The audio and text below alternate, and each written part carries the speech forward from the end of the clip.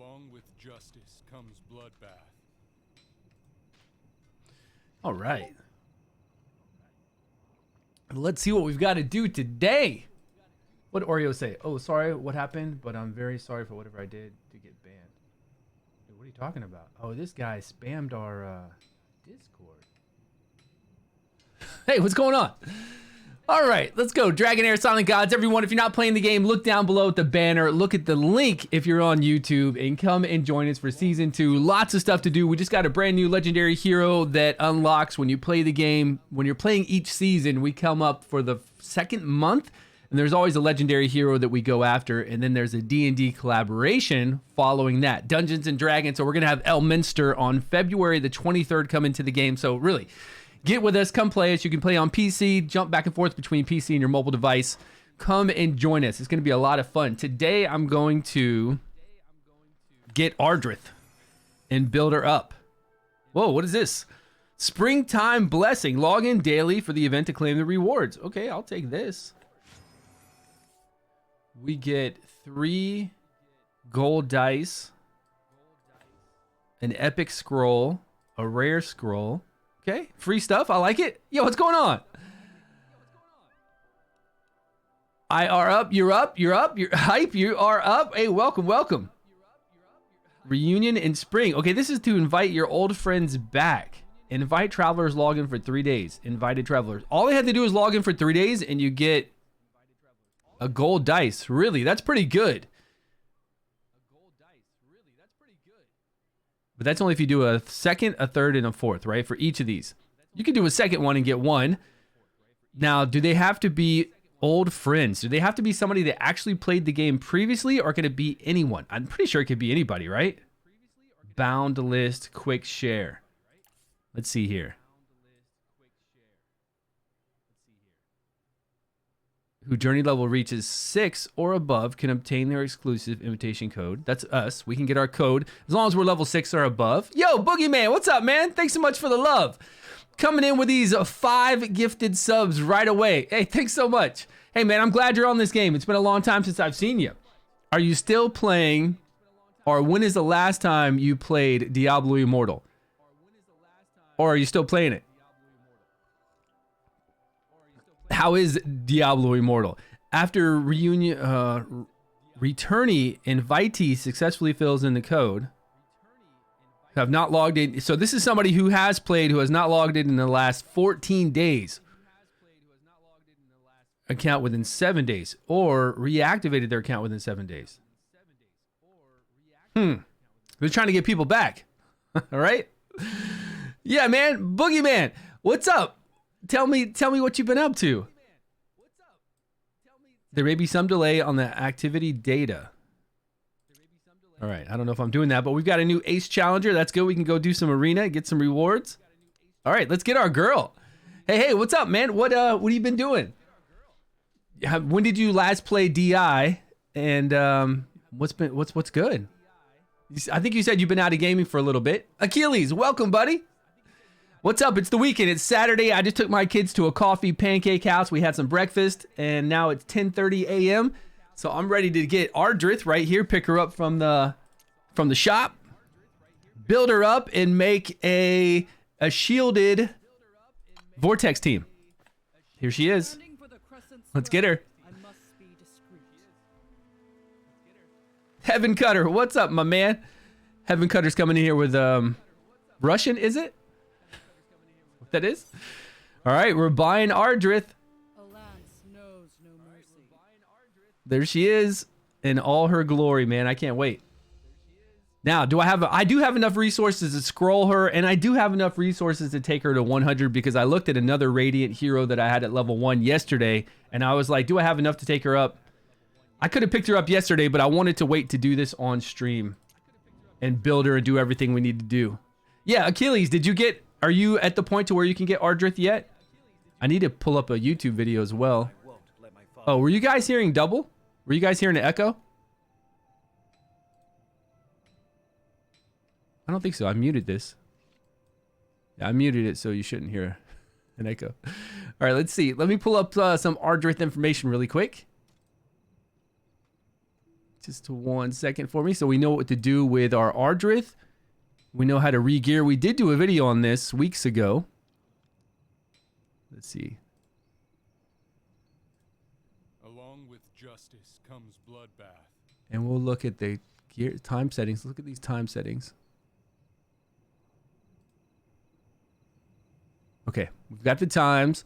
Now we just need to level her up, gear out our Sagamir, and then our 2 DPSers. This should not be a problem. Should be pretty quick and easy. Okay, where's she at? Let's go, Ardreth. Yo, what's up, G-Maps? Did anybody else? It's Greek because Twitch messed up. Thanks, Boogie, for the sub. Yeah. Thanks so much for all those subs, Boogie. Appreciate it. That's awesome. No more ads for you guys. You're about 20 shards away. Did you do all your battles this week since it reset yesterday? If you're 20 shards away and you did all 6 of your battles, then you're only going to get a few more at reset, and then you might have to buy some or do some summons. Can't game much during that time. I actually might want to go back and try DI just for fun. See what's been happening. I definitely miss Arena. Like, Arena was the best part of that. Or PvP was the best part. Their MOBA type PvP where you walk the statues, I think it's one of the best PvP I've played in a while. I wish they would have had it in D4. Where is she at? Where's our beautiful lady? We just picked her up. For the justice of the people of the world. Okay, all the way up to 100.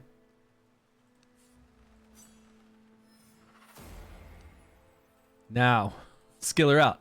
Oh, we've got 14. We've got enough. I thought I was going to be a few short and I'd have to, 50-50. Hope it would go into the ultimate ability, but we're good. I mean, she's worth the scrolls, so I'll just do it all the way, Yeah, we've got to here. All right, fully maxed out. Let's go to the vortex and see what we can do. See if we increase our damage. Let's look at the damage we got yesterday and see if it's gonna really increase us. I've got rewards waiting. Where? Oh, at the vortex. Yeah, of course. You will? Yeah, of course. We'll be able to go so many rounds, right, Sebastian? From what we did on the test server, we'll be able to go, what was it, 150? 120 something? Okay, I'm placed 112th at 49 million. And 49 million, I did that with... What's going on, Sebastian? How you doing, buddy? I did 49 million with, I believe, this team right here. Let's see what it should load the same team. I don't actually think this was the team, but I'm gonna load this.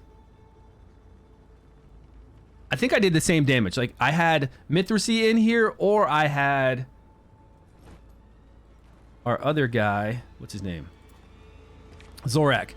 I think it didn't matter. Either Mithracy or Zorak, I still got the same amount of damage. Somewhere around 46 to 49 million. We'll run it really quick just to double check. And this is kind of a similar team, right? We've got 3 support, 2 DPS. Except we're going to be able to go much further with Sagamir with that decreased attack, flipping that carrot over to our Garius, getting those massive shields up, with Garius doing healing while Ardreth has her ultimate up for 50% additional heals. All the additional defense that she gives us, the additional defense lead, right? You did all the summons. What's going on? Oh, so you might need to buy some. You did all the summons? I have not done the battles yet. Oh, if you haven't done the battles yet, you've got it easy. If you're 20 away, go do your battles. You'll get 20 pretty quickly. I know you can get 22 million on your account probably on a few of them. I don't know all of them or not, but if you can get 22 million on a few, go ahead and knock those out because you're going to get your, what's it called? Not essence. The solvent. You'll get the solvent to fill out your elemental advantage, so go grab that. Get those rewards. You'll be able to see how far away you are from getting Ardreth. Yeah, I would knock them out quick, especially if you can do the 22 millions, because it's really good to get that solvent. You want to get that elemental advantage, done out for all the different elements. That last tier to where you get all that additional damage. I was able to complete it this week. Although I've been going pretty hard to get that solvent. Like anytime we have a competition to get additional solvent, or anytime we can do anything to get solvent, I'm on top of it. Unscrolled instead of Garius, with Beldel, Shinna, Girthin, and Logia. She's pretty good. Is that more? What were you getting prior to that? Yeah, she's really good, right? Yeah, what'd you get prior to that? Round the same or what? Okay, so not a huge difference on that team. Because really, is she empowering Felosia a lot? Because isn't she doing damage reduction and shields mainly? And do you have Sagamir? G-Maps? If you've got Sagamir, I don't know if I had Sagamir. I'd definitely try it out with Sagamir. Because the shields are just insane. I mean, we already know this. We've done this on the test server. Hype Pseudo's done this on the test server many times. We've all done this to show that you can go a crazy amount of rounds. And get some debuffs out the way. To do even better later. Yeah. Well, she doesn't do like a crazy amount of healing herself. She's really empowering all the other healers to heal by more. And then all the additional defense, plus the resistances she's going to give to for other game modes is pretty insane. The additional 30% defense she gives everybody once she gets all those stacks, plus the defense lead of 30%. And then making our healing 50% stronger on somebody like Garius, where his heals are massive. You got to have the staff though, right? The staff to convert healing into shielding, and it's just silly. It's really silly. Now, I would like to try her out, and I will try her out with some other heroes, because I think somebody... Like, what is the next highest healer in the game? Like, burst huge healing. Who is the next biggest healer? Garius is absolutely the biggest healer for like a bulk heal, a massive heal. Who else can do like a massive heal? I think she can do a pretty good heal. Is there anybody else that's not legendary that we could kind of play around with? Quarion would be fun because Quarion gives us increased defense. Quarion would be on a really fast timer to stay in line with... We wouldn't need anything special. We would not need to bring in Sagamir with Quarion. We could just bring him in with her. Now, I'm not saying his heals are going to be massive or his shields are going to be massive, but it would be fun to see what would happen just because he's a rare. He's like a good rare. I love seeing his... Oh yeah, Ogok. Sifris's battle skill is like 20 something million, right? 30 million? Huge heal? It is a huge heal. Well, it's 20% of her max HP. So Sifris, we just load her up with tons and tons of HP, and it's 20% of her max HP. And if we make that 50% stronger, yeah. But what are we going to do to keep her alive? Oh, well, I don't know. In that instance, if we had Sagamir in there, he would flip the carrot to her all the time, which I guess wouldn't be that bad. But the carrot only increases your ultimate, and for her ultimate, she's only doing increased defense for Sifris. But yeah, that combo would be fun though. It would be cool to see. I love Sifris. I think she's amazing. You always just got to have a way to keep her alive. Even if you... Well, as long as she's not taking damage, it's okay. She can actually self-sustain or not die, especially with the healing set to where she'll... Because, you know, she takes a portion of her remaining HP. So you can keep her alive at very low health, no problem. But that won't work here in the Vortex. Like, if she's not being hit at all on, like, one of the chief challenges, you can have her just heal and not really have to worry about her. But here, she'd be healed back and get increased defense from our girl Ardreth. I don't know. We'd have to see how that works. Sneak peek of the next affinity pairing yet? Next affinity pairing. No, we don't have any information. If we did, you'd see a big video out on all the information on, like, what's going to happen. Like, what Elminster's like. What the next Season 3 elemental stuff is. Yeah, they never give us that information. Well, they do, but they give it to us a couple weeks before it's coming out. So not anytime soon. D or A, what's up, my man? Welcome back, everybody. It's the weekend. Saturday morning over here. Took my kids to a coffee pancake house. Really nice one with a Zen garden. It's pretty cool. I should show you guys pictures of it. You walk into the coffee house. and it's got like a really nice Zen garden in the front to where they do the rocks and the sand and the bonsai trees, and then everything's in glass, right? The glass window to where you all would sit at, and you look out all over that. And it's got a high wall. The parking lot's on the other side of it, but you can't see the parking lot. So all you see is like this beautiful Zen garden. They've got all this different coffees and teas. They make these really cool pancakes. Unfortunately, this is like our second time. We went there last Saturday. It's really close to our house, so it's nice to go there. But they just don't have a very big menu. It's pancakes. I got pancakes with strawberries on the side, strawberry sauce, whip, and pancakes. My son got, last time he got some scrambled eggs with ham and this big toast and the salad. But they just don't really have a robust, because it's more of a coffee house, right? They don't have a robust menu. So I'm kind of tired of going there already after going 2 times. It's really nice, but I want more. For lunch, they have some cool stuff. They have like the bento curry with the pork cutlets and the rice, and they have pastas. Different sandwiches like egg sandwiches and ham and all that kind of stuff. So for lunch after 11, I think the 49 million. Okay, that's what we got. I think after 11, it'd be cool to go there. Stop with the food. I'm dying. Yeah. I always love some good food. So instead of going there, we're not going to save that. We're going to redeploy. So that's our normal damage. That's 49 million, and we ranked 115th. So today, if you just joined us, I picked up Ardreth just 10 minutes ago. We just took her to 100. We scrolled her out. She's ready to go. So we're going to replace Rose. This one. We'll keep in our 2 girls, although I'm going to have to take Shinna back to doing decreased defense. Oh, no, I won't, because we can do it with our boy. We can do it with Sagamir. Sagamir can do our decreased attack and our decreased defense, right?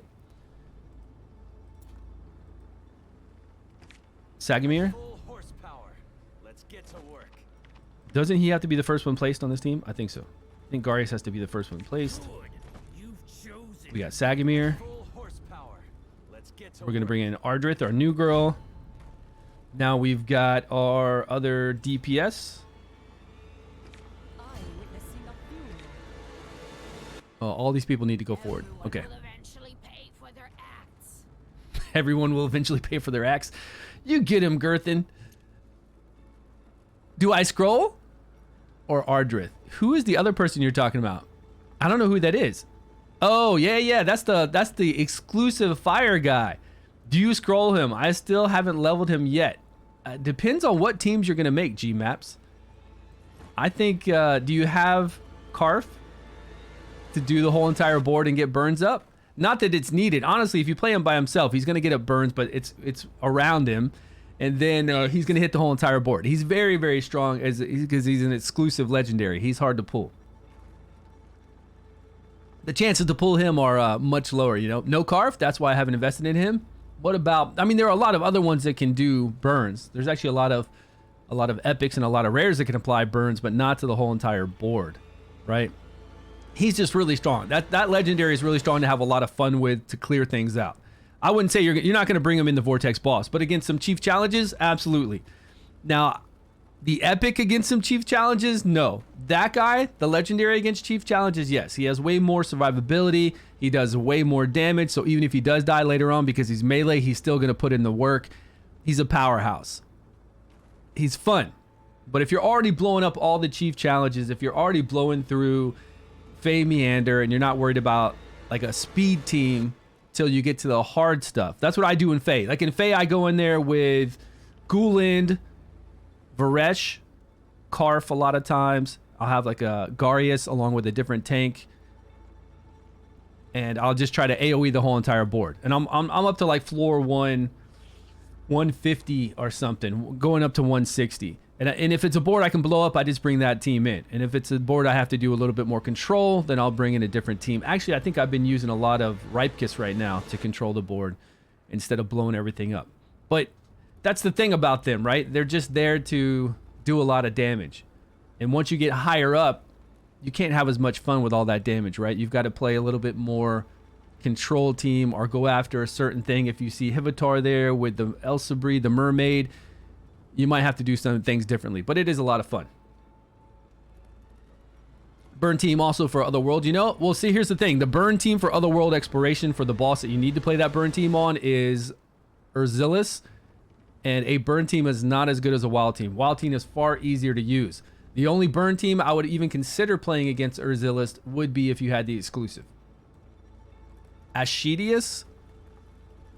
Acadius? Whatever his name is. You know who I'm talking about. The exclusive dude with the fists. The rock fists. Yeah, if you have him, then that's the only team I would ever consider with it. Otherwise, I wouldn't even worry about burn against Urzilis, the chief challenge. I just wouldn't worry about it right now. It just doesn't fare well. And that's from me testing it, a whole bunch of other streamers testing it, and content creators testing it. Wild just does far better. Stay ranged, because if you try to bring in Horatius, the lizard, the melee lizard, he's going to die and not get that damage in, no matter what you do. Even if you try to gimp him and give him defense, try to get burns up, try to keep him alive, he's not going to do what he needs to do because he's melee. If he was ranged, all day long, no problem. All right, let's see what we got to do. We got to gear these people out. We've got her geared, so I think we can keep her the way she is. We might be able to keep her the way she is if we can make sure that our boy here is going to apply Witch's Remains. And he's got 3 hits to do so, so that's fantastic. We just got to get some accuracy on him. I can't remember what gear set we had on this bad boy. Let me check here. Let's save this team and put in the times, actually, first, because they're up right now. I can see them. Ardreth. Skill timings.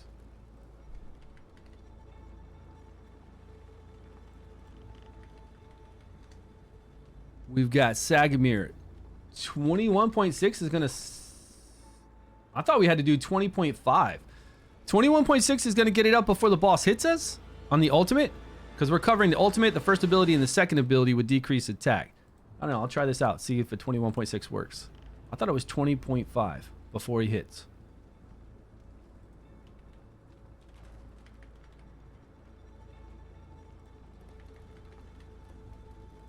All right, for our DPS, I think we're just going to let our ladies fly. She's going to be at 20 seconds. She's going to be at 16 seconds. I don't think I need to line up Girthin with her.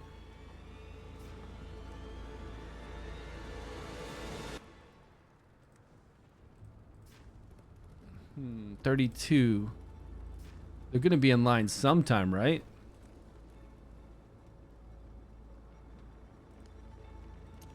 Okay, now what kind of gear did we have? Yo, Stud Muffin, what's happening? Has a great percentage to pull? Yeah, he does, doesn't he? Stagga Stud Muffin, everybody's pulling that guy.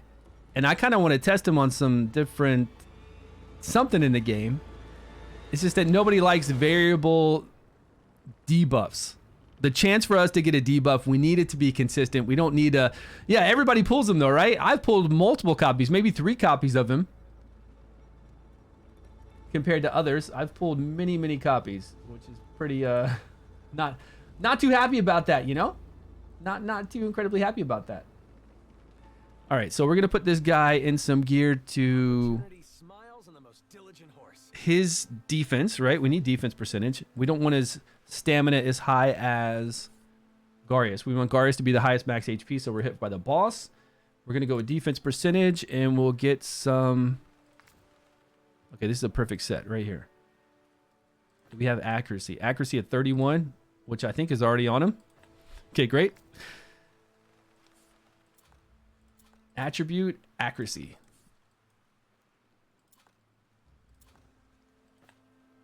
$29 or 26. I'm going to go with 21 and 17% chance to crit. That looks nice. 41.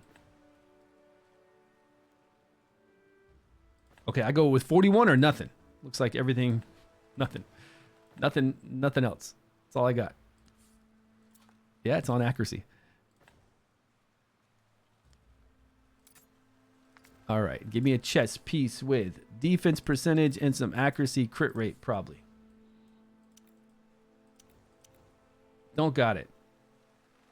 Although I could bring this one up. What's this got? Accuracy, resistance, crit rate. This is actually a pretty good set piece, I guess, to elevate up to legendary. I haven't been using any of those resources to take my epic gear into legendary gear at all, and I'm sure I've got quite a bit. We won't worry about it right now. I don't think it's that important right now. Okay, accuracy of 33 on the same set.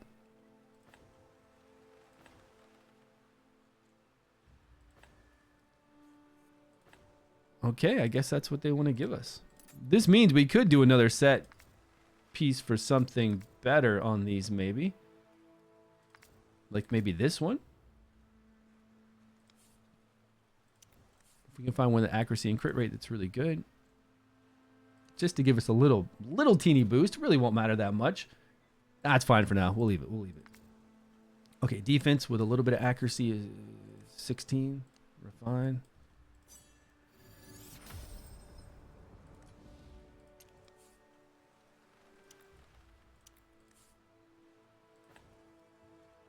That's no change.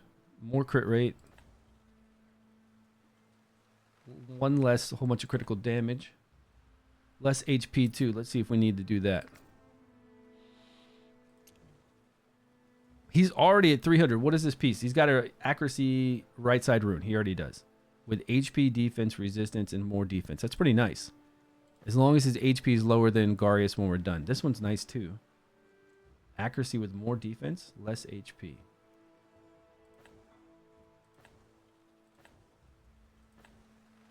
Now, we don't need any skill haste on him, right?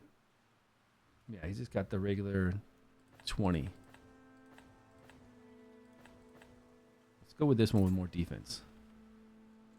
One day, I will be a All right. Let's save that gear.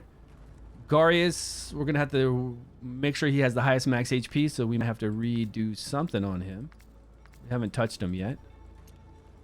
What's his max? 67,000? Yeah, we're gonna have to give him some more HP. Look for some HP substats. And what did we have our girl kind of decked out in? I don't remember what we had Ardreth in. Did we have her in a healing set?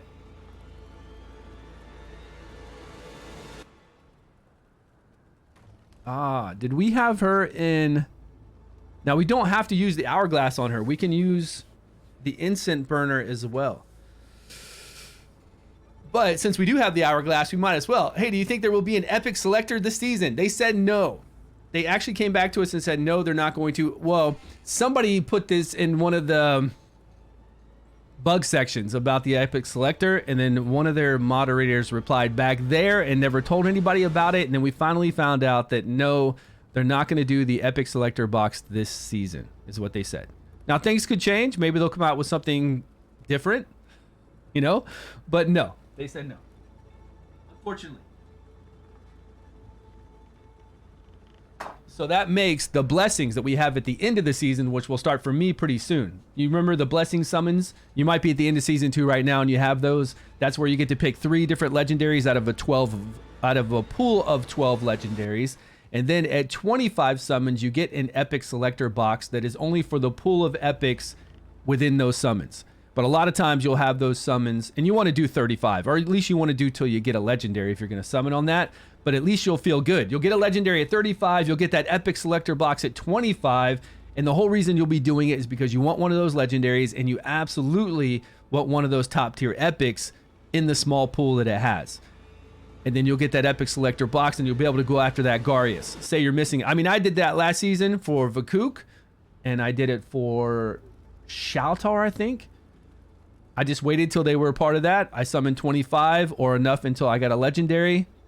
And then I got the epic selector box, so I felt good about it. I got a legendary out of the pool of 12, even if it wasn't the one I wanted, and I was able to get that epic that I want. You know, that top end. Yeah, something like Adolphus, Varesh, Garius. And maybe Furbath if you want Furbath too. Catherine would be nice. I don't know if it depends on what you have, right? It depends on what you have in your roster, but I do feel like that there are a lot of people like Quirion and Radiant to where you don't necessarily have to chase after Catherine. But yeah, she's good. I wouldn't actually mind gearing Catherine out to the teeth and seeing what we can do with her, because I never really had to play her before. I wouldn't mind seeing what she's really like, because she can convert the healing into shields. She blocks debuffs. a lot of enlightenment there for damage for her. Now we're doing full haste on her, right? Full skill haste on this girl to get her skill haste down. His skill haste is... Do we need additional skill haste on Garius? We might need some additional skill haste substats. I can't remember. Let me look here. But for her, we're going to do a skill haste set. Standing for the Crescent's will, I must be discreet. So that means this set, defense percentage.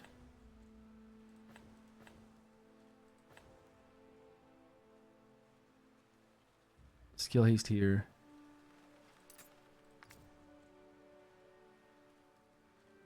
Okay, but we get skill haste from this set. We got plenty of defense.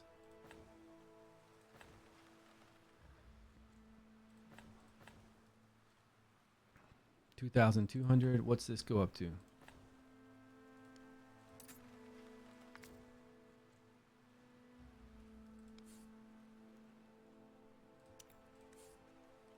Defense percentage plus defense. I got some of those.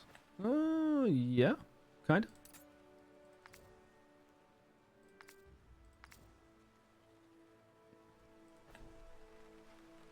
Defense percentage, critical. That's a lot of critical damage.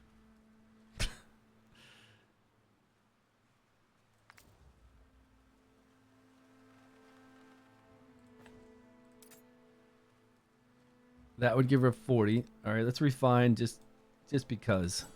Just because we got some coin right now. We got 2 hits in the defense percentage. That was actually beautiful. Again, beautiful. Flat defense.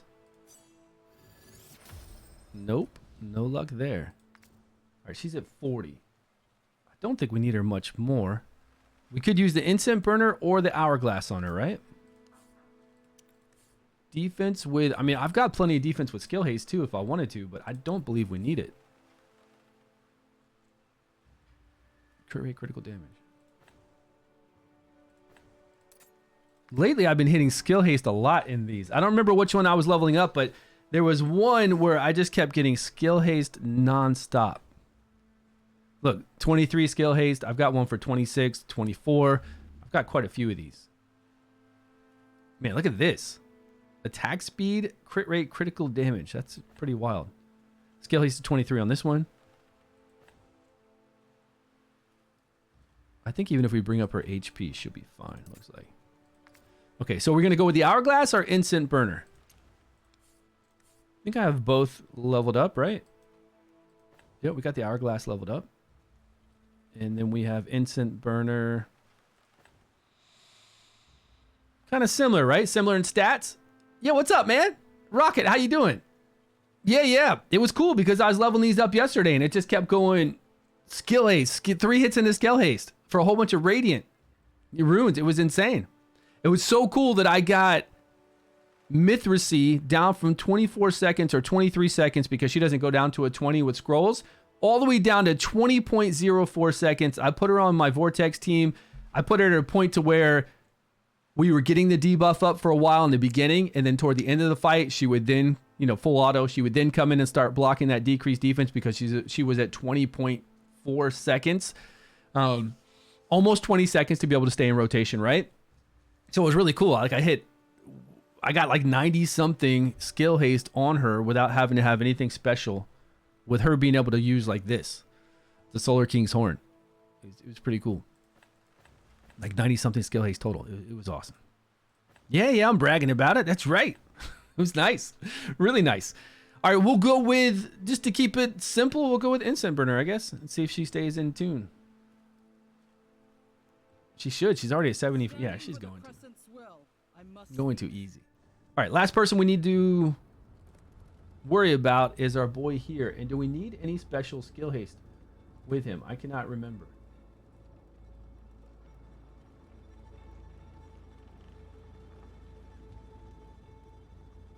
I think we need additional skill haste. But no, we do have the 60 additional. So he's got no additional here. All right, let's see. Defense. I think before I had like 1 hit into each. It wasn't like crazy.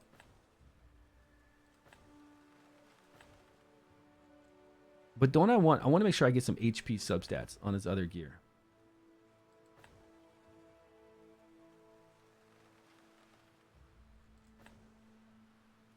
Let's take this from Ardreth.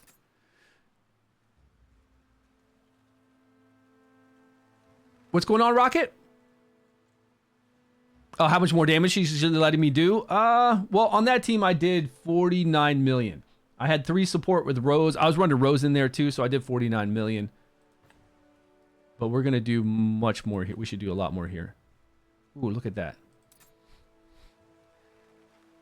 Okay, is this going to be enough? Is this going to be enough to allow him to do 13.33 at 95? Boring. How boring. Can you hear him? Can you hear Garius? Let's save this gear. Now we've got to go back and put something on her. Just defense related. Now we did take away a little skill haste from her. Was it mandatory? If it is, on her it would be the most important, so we can take it away from Sagamir. And then Sagamir doesn't need it to stay in rotation with the boss, so it doesn't really matter if Sagamir has anything. It would be nice to have defense with accuracy, I guess, but I think his accuracy, yeah, his accuracy is plenty. But we got it. Now, 80,000. We need to get over 80,000 or bring down Sagamir's HP quite a bit. Quite a bit. So here we're going to be looking for HP substats. HP percentage, please. And a lot of it. Okay, that ups us by 4,500. That's a start. 4,600.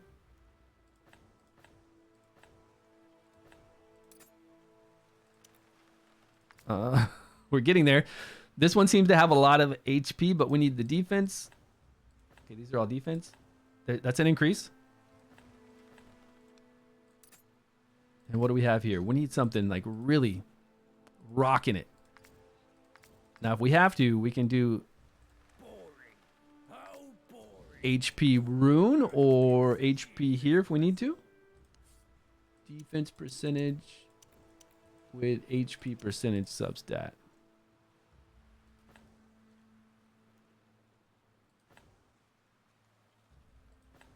Oh, there we go. That's a 5. Look at that. Whoa. 5,800 increase. He's getting there. Okay, now let's go back to the gear we have on our horsey man. Where are you at, you majestic beast? Here he is. Okay. This 2 hits into HP percentage is not exactly what we want on him. Okay, that's not bad. That's not too bad. Yeah, that one's kind of hurting us. A lot of accuracy, but too many hits into...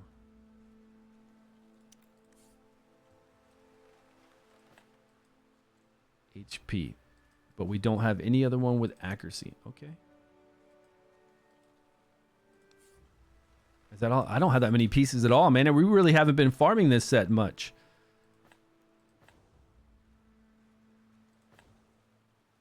They all have D.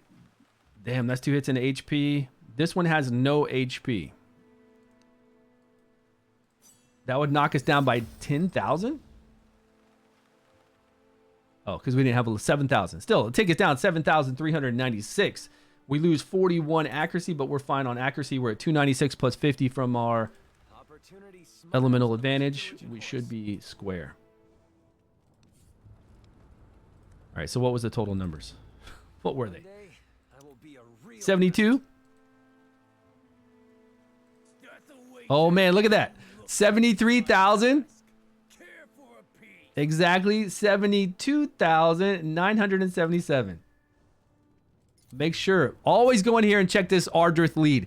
For some reason, anytime you run a battle, I don't know why it always puts kind of like the lowest or the first person you placed. If there are 2 competing auras that are exactly the same, for some reason, I feel like it always picks the lower. Like when I was playing Rava before with Driss to try some things out all the time, it would always pick Rava's, which is a little bit lower critical damage compared to his 30%. It's kind of the opposite of this. The same as this, but with critical damage. So make sure you always pick hers. Long story short. There you go. All right. I think DPS-wise, We got her going. Now, we do want her to cycle after Sagamir hits. Like, I want her to do her ultimate after Sagamir hits.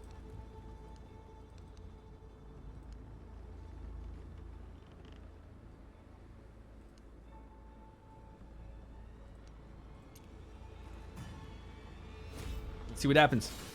See if we have it all lined up. If our boy's going to be... Garius has the max HP. Sagamir just flipped that to Girth.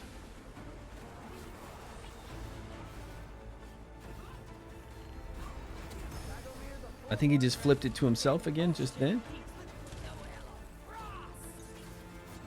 Now, did our decrease attack block that one ability? I want to make sure, because I swear to block the ultimate, you got to be at 20.05, not 21.5.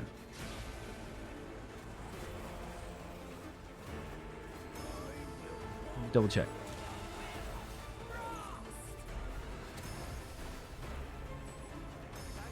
Nope. We're blocking before it hits. 21.5.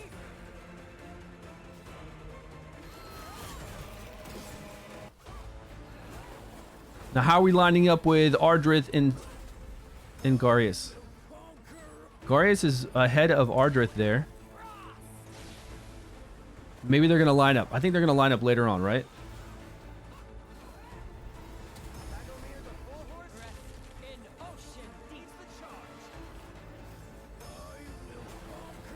Because right now he's going way ahead of her.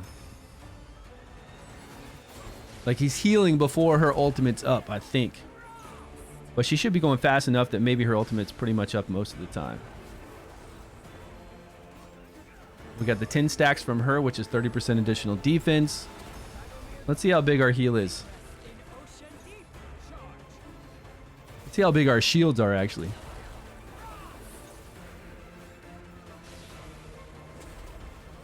Here we go. 57,000 heals? Was that it? Where's our 90,000 heals?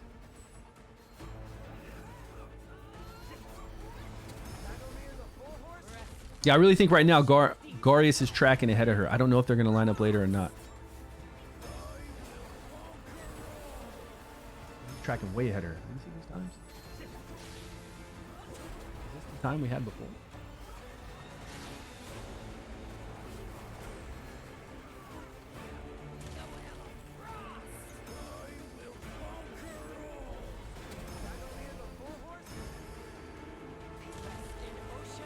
Did anybody else out there get their Ardreth yet and start playing around? 3 dice for springtime? Yeah, we got some dice. You got to get those dice ready and saved up for Elminster. Elminster D&D collaboration is coming, and I don't think anybody's going to want to miss this one. I really think he's going to be strong.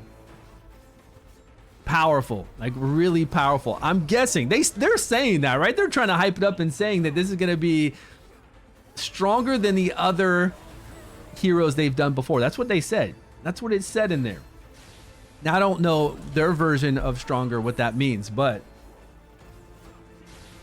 we know at least he's going to be ranged. He won't be melee. And if you're ranged and you're strong, then you're going to be much better off. If you're melee and you're strong, then it's really not as strong, right? Because you could die.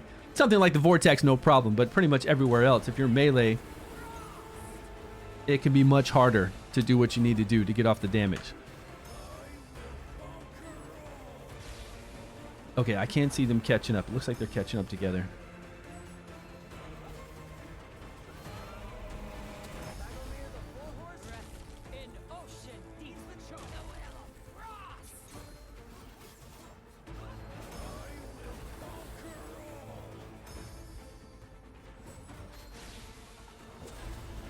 $20 dice for him? Can't wait to pull him? Yeah, it'll be nice, right? Is 20 dice going to be enough? Or are we going to need 40 or 60? I'm trying to think what I did for Drist. Do you remember how many you summoned for him? Well, I went crazy on him. So right when... I remember what I did for him. We were streaming. The moment the event went live for him, we were streaming. We logged in and we started pulling like 100 dice. I don't remember how many it was, but it was quite a bit of dice. We just started summoning like crazy to get him. So if they do the same thing this time with summons in regards to Elminster, and then we get the fragments, you know, when you summon, you get fragments to get him. And then we needed 200, right? And then we got them through daily events, just a few, like 5 or so daily events while we're running around the open world with him, with us. And then we got some more from doing that challenge where we fought Eritu. We had all those different teams. We were fighting Eritu, which was really cool. So I'm excited for another boss like that. Was around 20? Oh, yeah. Maybe it was like 14 or 20 in case you got lucky with summons. And then, of course, you could get very lucky and pull him just flat out. But that's a low percentage, like a really low percentage. And you also didn't do well, so you did 20 summons and you didn't do well in the boss battles. Hey, there we go. I'm hoping everybody can get him. That'll be so nice. And you have to do your last dungeon event, and you got our typical Jimmy. Did last dungeon event. So you've already done all your chief challenges for this week that just reset. You've done all those. We do have another dungeon event, right? Yeah, because we get 90 total for free from the dungeon event. Plus they gave us some in the mailbox. So I'm hoping your team suck. Well, that's great. If your team suck and you can still get Ardreth, no complaints. I'm hoping most can because they gave us those few. I think it was 10 lunar shards because what was going on? You know, what was going on with one of those chief challenges? You summoned 40? Okay. Well then, I mean, obviously it's not like free, right? It's not totally free. Somebody would have had to save up to do it completely free. They would have had to save up, right? Yeah, I think our times are off, or she's supposed to meet up with him later on. Because he is definitely one step ahead of healing every time before... No, yeah, before Ardreth does her ultimate. And I'm not sure if these times were set up to make it so eventually they would match up later on in the fight. I have a feeling yes.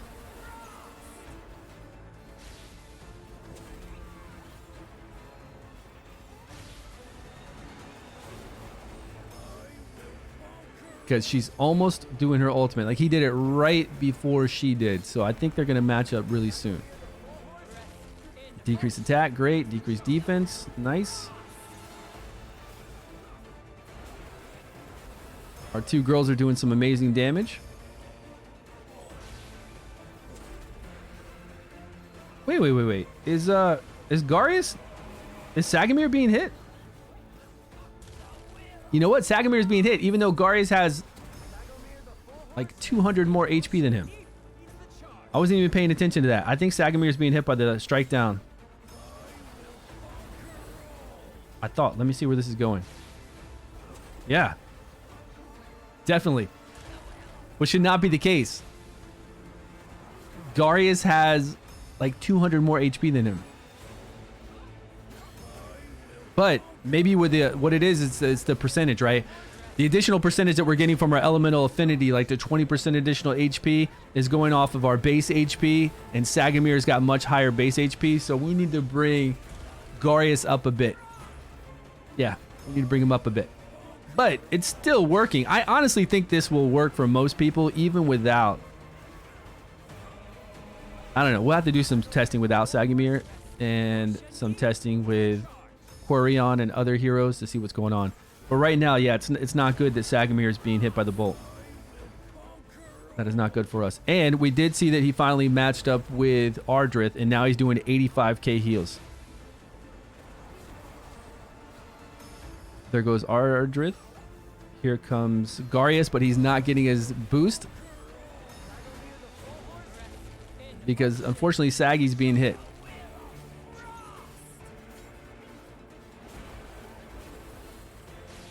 Oh, there went... you got it that time. 85k? I'll take it. There's another dungeon event in 2 days for a couple more. We get 10... We get quite a bit from those dungeon events. So that's nice. You'd rather pay $5 and sweat all those bosses? Yeah, I feel you on that. I do. Right? Having to do those bosses over and over and over and spend all day trying out different... if you can just drop a few dollars and get it done. Yeah. I think time versus money, right? Are too close. I think that their HP is too close, and it's all because I guarantee it's because of our elemental affinity giving us that additional HP, and it's percentage base, and it's going off of our base HP. Sagamir has higher base than Garius, and we don't see that until we get into battle, and that's causing the difference, which I didn't think about before we ran this, even though we're still doing quite well. But Girth just died.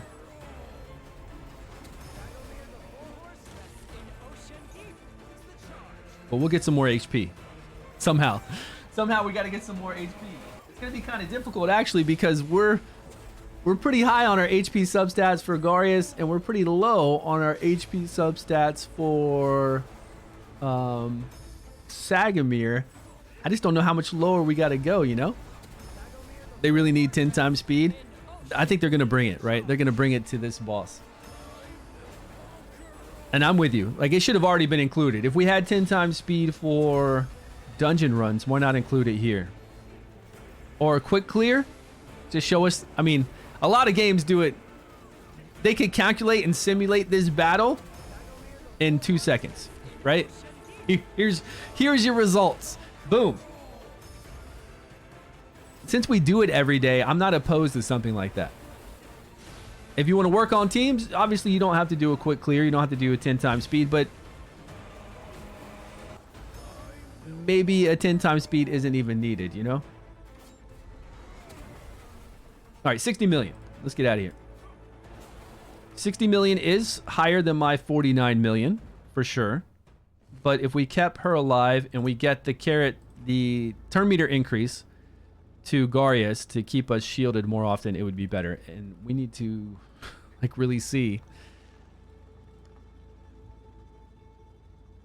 It's 9% only? Really? I thought it was much higher than 9%. 9%. I thought it was like 20% defense, 20% HP. So 9% increase on his base of 43 million, his of 36. It shouldn't be that huge. I shouldn't have to. Let me see. Yeah, this is my main account. We just picked her up this morning. This is my main account. I'm trying to see if I can get more damage on the Vortex boss, and I did. My normal, this increased my damage by, what did I get, 49? 49 to 60. But I think we can go a little bit higher. Because Sagamir was being hit by the Thunderbolt strike down, and it needs to be Garius. He does have a couple hundred less than Garius, but with that increased HP, it's got to be a little bit less, which is kind of hard because we're getting a lot of HP on Witch's Remains. There's HP here of 800, which is not a big deal. 7%. We can see if we get rid of that 7%. That'll help us out. I guess we could try to get rid of that flat HP. That'll help out too. Is there a defense with accuracy?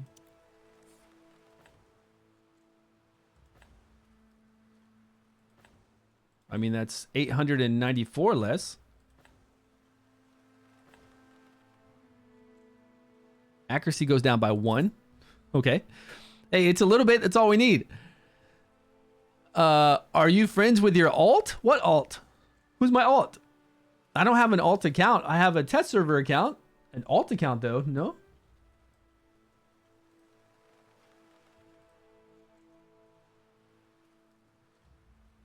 It was new. Team first. Yeah, we placed him first, OP Gamer. We placed Garius first. But we still want the strike down lightning bolt to go to Garius.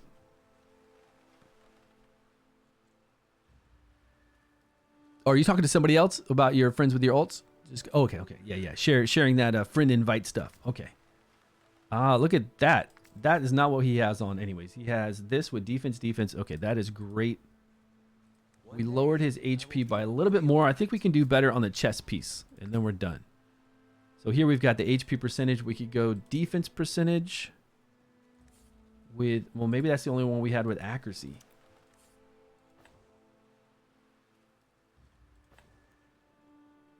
That's what he currently has on with 7% HP and only 19 accuracy. No, 33 accuracy. That's why.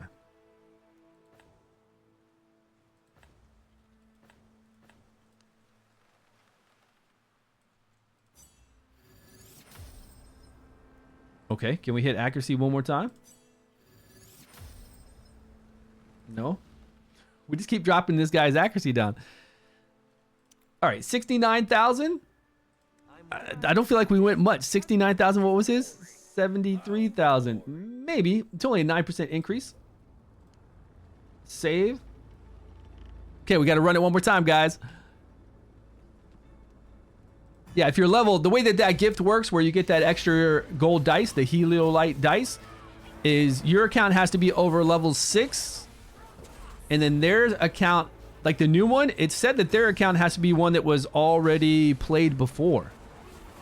But you have to be over level 6 to be able to give out the code.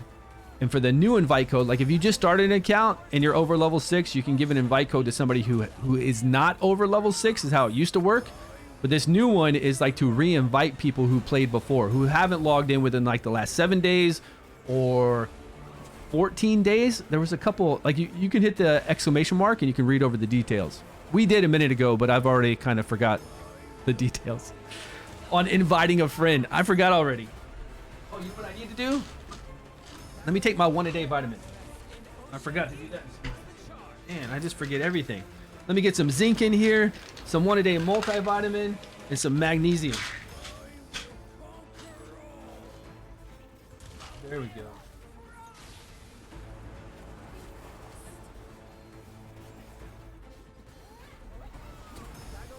You have to create a new alt.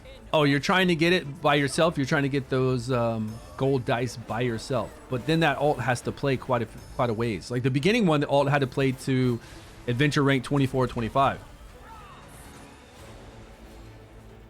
The strike is still going on the wrong target. It's still going on Sagamir. Jesus, man, how much HP does that 9% giving him?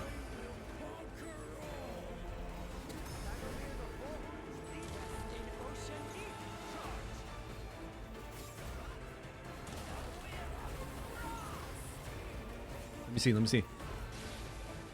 Oh, now it's going on Ardreth. That's easy to fix.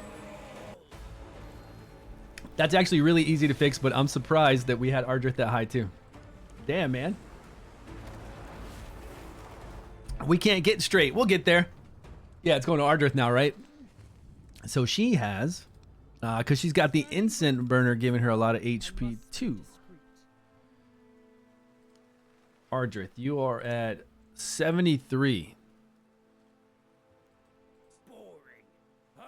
Was she higher than... she was higher than him before. We just didn't know because Sagamir was so much higher. What's her base? 38? 36? So we don't have to do anything too crazy with her. Wait, we're looking at the right one? Yeah. There's HP percentage with lots of defense. Flat HP.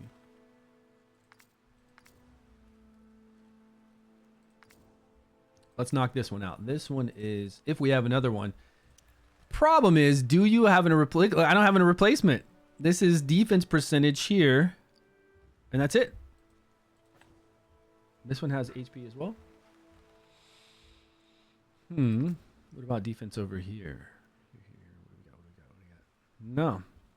I need some gear. I've got no substat selected. I just need some extra gear. But this is all I have for the Emperor set to get that skill haste. Is there another set that gives a skill haste? Oh, yeah. This one gives a skill haste too. There we go.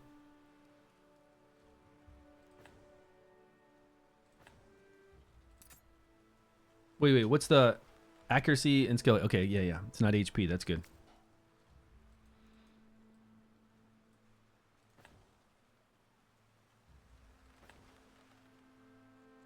Definitely not that one. That one gives us 4,000, 1,000.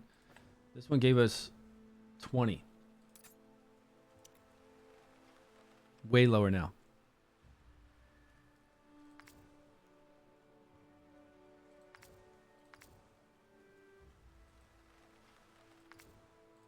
Righto. Let's go. Let's do it. All right, let's see if we get higher than 60 million, was it? I'm going to take whatever I get for now, and then we can play around with it somewhere else. Or we can play around with it on some other teams. Like, where else are we going to use her? Well, yeah, we can use her on a Chief Challenge, of course. Ardreth. But is there anywhere else, say something like, oh, we could definitely use her in Ancient Battlefield. Even though we get all these buffs, it doesn't really matter if our shields are mega big.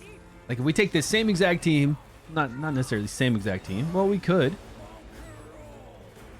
There's a lot of buffs in here that are buffs that are unremovable. Like the increased attack is just from the set, so the Ancient Battlefield boss can't remove that. He can remove a buff that our Girthin's getting and that Garius is getting. And we don't have anybody in our team to block his buffs or remove his buffs though. We'd have to make a different team. I don't think we can skate by with, I don't know, 90,000 or 80,000 to 90,000 HP shields are pretty massive. Pretty massive. I don't know if he's going to bang through that even if we don't remove his debuffs. I don't know. It'd be pretty cool. What is ABF? She's unreal. What's going on? Any boss she's great at. Yeah, well, the other bosses I don't need to worry about. Like, all the other bosses are so simple. I just bring in any team on the other bosses, and it's dead. So quick. Like, I just bring in the kind of like my Frost team on any boss in 30 seconds, 34 seconds. It's down. But Ancient Battlefield is a different story because he hits so hard. It's harder to go like glass cannon full DPS on him. But with shields like this, much easier, right? If we have these massive shields and we go more of a glass cannon, try to take him down really quickly. But we're still going to need to remove those buffs. Well, we got Varesh, right? Varesh is part of this elemental 5-team bonus. But we put Varesh in. We've got Garius, Ardreth, Varesh. And then we bring in 2 DPS. Well, we need somebody to resist. We need somebody in the back to resist. And we can't use Ardreth as a resist target because she's going to run forward. Oh, yeah, we got to resist. See, there's so much stuff we got to do in Ancient Battlefield. It's kind of annoying, right? Yeah, what team do you use? It's kind of annoying, right? We got to do high resistance if we want to, so we can do some more damage. Because of her? So much gear today? Nice. I feel like I've farmed all the dungeons I need to be quite honest. I feel like I've farmed Ancient Battlefield 9 enough with my team that works just fine. It just takes, I'm talking about just doing a faster team. I have a team that goes through Ancient Battlefield full auto, no problem, easy. But I don't have a speed team. Like, that's the only dungeon I don't have a speed team with.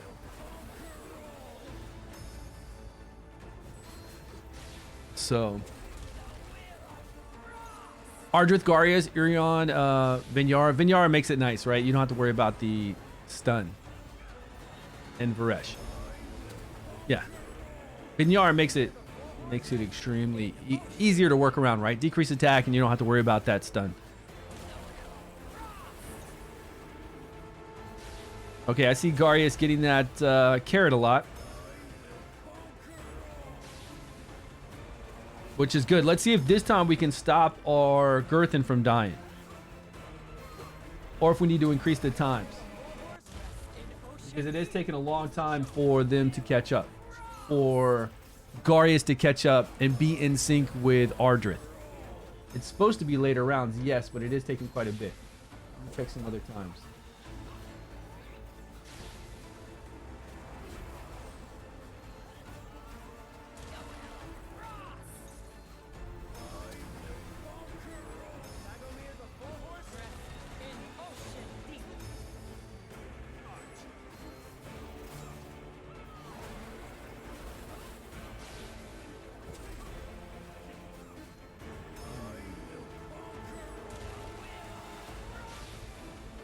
Or maybe I need some more.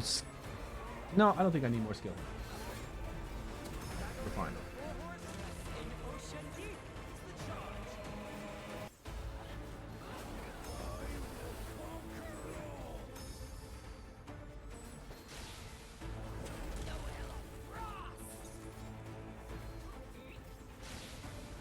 Yeah, I think we're good. Let's see how it goes. Last time we had Girthin fall out first because she's fragile, but she didn't. The reason why she fell out at that point was because she didn't have any shields on her, and we only got 60 million. So maybe we can get a little bit more and keep her alive just a few rounds longer if we can get in sync and have her shielded by that time. I'm not sure what it was, like where she got hit hard.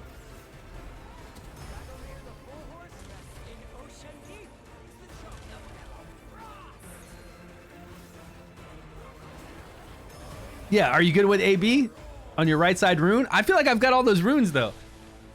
I don't know what other runes I need. I don't know gear-wise. Yeah, I guess I can get some more gear. I feel like my runes are really good. Like my accuracy runes, my defense runes, resistance runes with cool substats, lots of skill haste on most of those. I've got attack ones, I've got critical damage ones, I've got attack with crit rate, you know, all that kind of stuff. Enlightenment ones that I need. Now, gear-wise, I just need to look at those few pieces of gear that I'm really missing. I've got a lot of gear with critical damage hits. I've got a lot of gear with crit rate stuff and critical damage.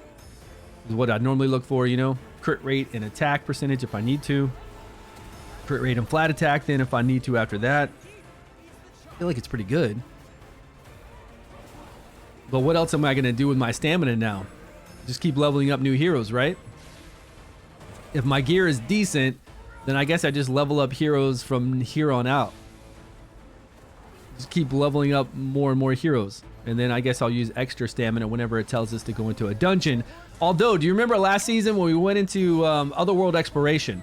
When we started doing all those bosses, we no longer got quests to go back into Goblin, to go into domains, and to do the dungeons, which was really sad.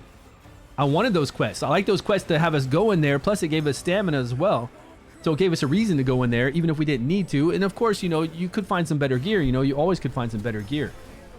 So I'm hoping this season they keep going with those quests. And if they don't, I'm gonna ask, you know, could they do that? Because I think it's pretty nice. I know we're busy doing the chief challenges. We're busy doing those domains. We're busy every day over there in Otherworld Exploration, spending our 150 stamina there. But we still have our normal stamina. We're still using our stamina in Goblin, domains, farming. We still have our stamina. We're using it. All I want is some more quests, weekly quests like we have right now, like we've been having. So what's going on? Okay, she got hit. No, she's covered. I mean, she's not even taking damage right there. Okay, she's not protected right now. And we're about to be hit. See, this is a bad because we get decreased defense and she almost died.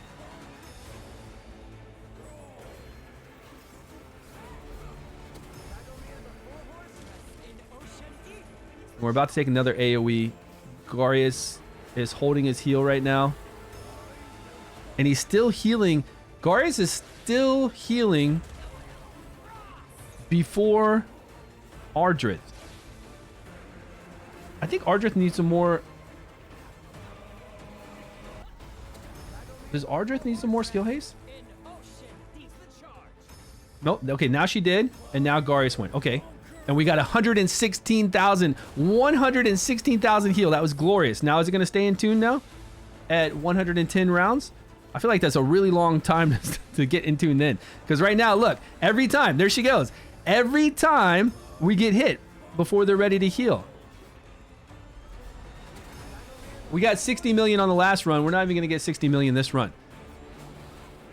This third ability, they're waiting too long to get the heals there for that third ability. Let me check something. They're waiting like far too long. They do match up, but it's like, and when he does do his heal, it's at 24.5.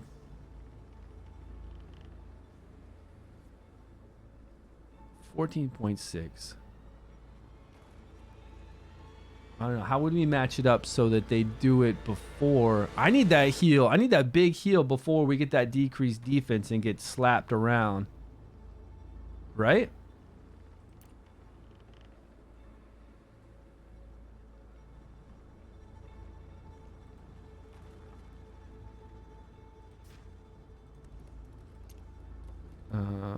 Maybe his skill haste is not enough. But I think his skill haste was enough because we were getting...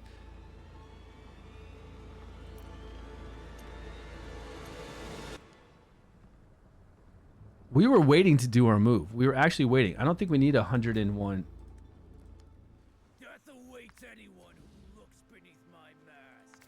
Care for a piece. Basic skill haste 23 over there. I mean, and then he's getting the skill haste. We get to 60.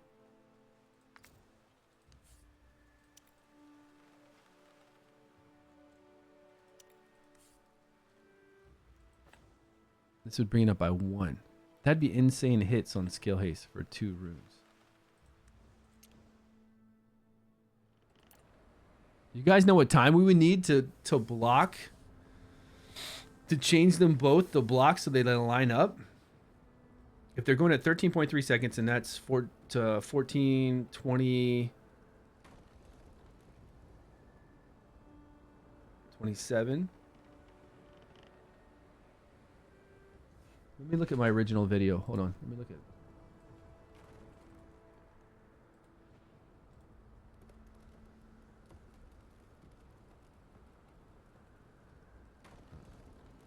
There it is. Ardreth Vortex.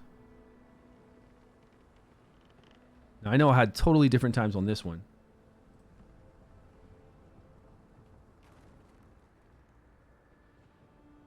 And let me look at the gear I had on here. On the test server. What kind of damage did we get on the test server?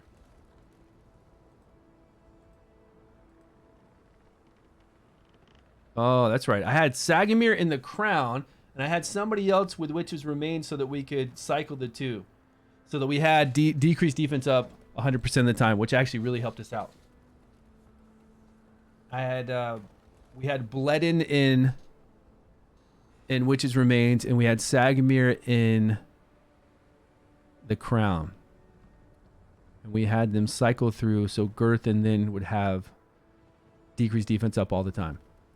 Using 3 tanks, that's wrong. You will not get more DPS. You need Zorak in the team, because Zorak's not that great, my friend. But when I have Zorak in my Ice Blast team, yeah, I do use it. But Zorak is going to do, if you're talking about putting Zorak and Girth together, that's not going to work. That's going to be far less damage, because Girthin then is not going to have ice crystals to be able to do her battle skill over and over. Because she only gives herself 1 ice crystal when she does her ultimate. You need somebody in there like Shinna who does that. And Zorak, when he gives somebody their passive, Zorak does not actually give ice crystals whenever they do his passive. They've changed Zorak's wording. He never gave ice crystals. So he's not, like, Zorak is not an enabler. He only gives you 40% additional defense. He does give a buff. He gives a buff to everybody. It's a ice blast person of 40% additional defense, but it's not enough to overcome what you would take away.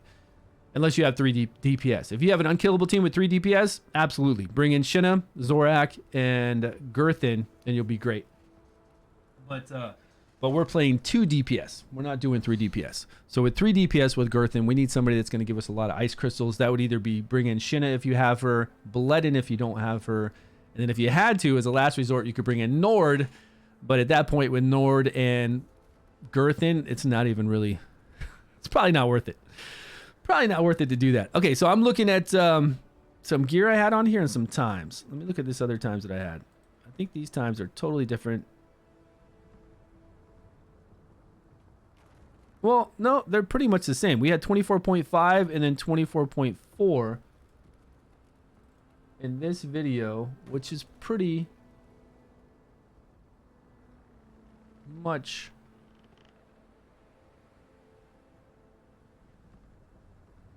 This is done so that she eventually, like, this is so she's set so far back that she'll eventually catch up to him in way later rounds. But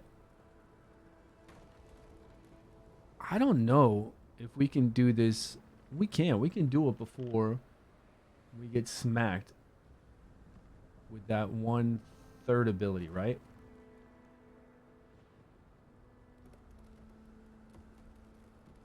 Okay, let's change. Let's see if changing this gives us more damage. Let's see if changing her back to DPS, glass cannon still, but we're also going to give her some accuracy so that she can apply either Witch's Remains or... Witch's Remains is fine. So if we do into...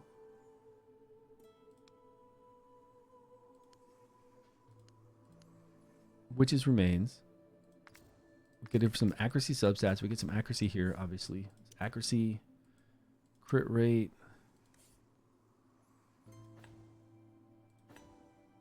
Oh, that's nice. Crit rate, critical damage. Oh yeah, I'll take that. Accuracy substat on that critical damage is cool. Do we have enough crit rate? Wow, we've got way over the crit rate we need, but we need a little bit more accuracy.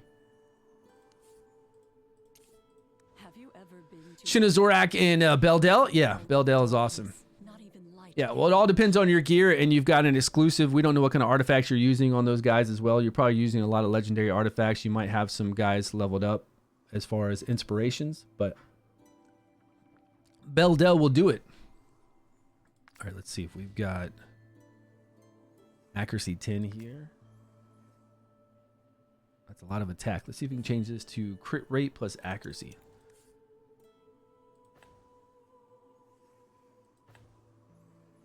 Eight, 11, 27. That's pretty good. 271. I think 271 would be nice. Yeah, what artifacts are you using? Are you using the legendary Ice Blast one, the one that looks like a little frozen flower and stuff like that? But Beldel is an exclusive that brings amazing damage, so I'm sure it's pretty sweet. Let's see, attack percentage. I think she kind of had the same gear that she had before to give her the enough accuracy we needed. See, crit rate accuracy. This brings down our crit rate by 3, which is fine because we've got so much. Can't believe we're rocking so much. Down by 4, we get 39. 310. I think that's more than plenty. We're still at 113 crit rate. We could go with some critical damage. I only bury bodies. Souls will at last return to I wonder what kind of critical damage gloves we have.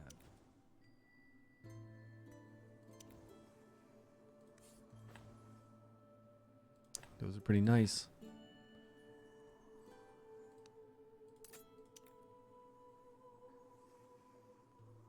It's pretty nice stats on her.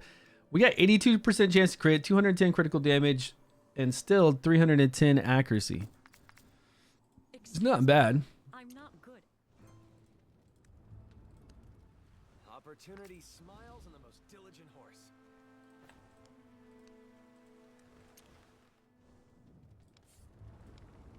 Okay, so what time do we need now? Because we need to separate our decreased defense with the decreased defense we get from the crown and witch's remains. Yeah, what's going on, man? They're gonna buff him? I don't know. I doubt it. They haven't said anything about him ever. And this was back the very first legendary we could get from this event. This is 90 days ago, right? I mean, a whole season and then some. So more than 90 days. They need to buff heroes like that. Yes. Are they going to? Man, I don't know. Doesn't look like it anytime soon. So he's going to go at 21, and then we need 10 seconds after. He's on a 20-second rotation. So we'll go, and he's going to apply it right away if he does apply it. So we'll do this at 31. Or what's our normal time? 12? That's not going to work. Okay, so we'll do at...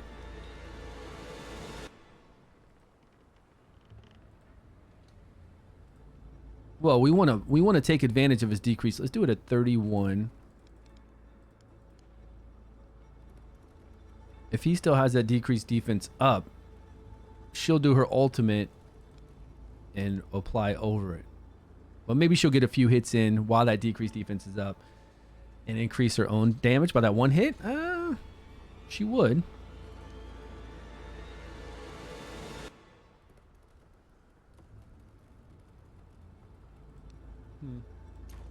With her, I don't think it's going to matter too much because she does all those multi-hits. You know, if it was somebody who does like Bledin, who does all 3 hits right away, and we had that decreased defense up, it would be great because then he would apply his, but he would also take advantage of that 30% less on the crown.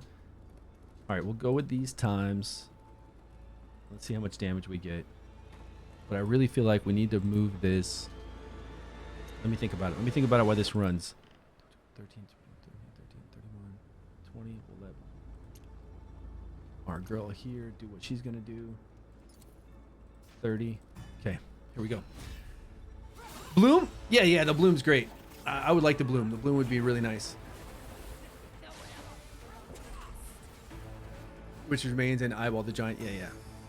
Yeah, the Bloom on Beldell would be a great artifact to have. Bloom on even Girth here would be amazing for a lot of damage.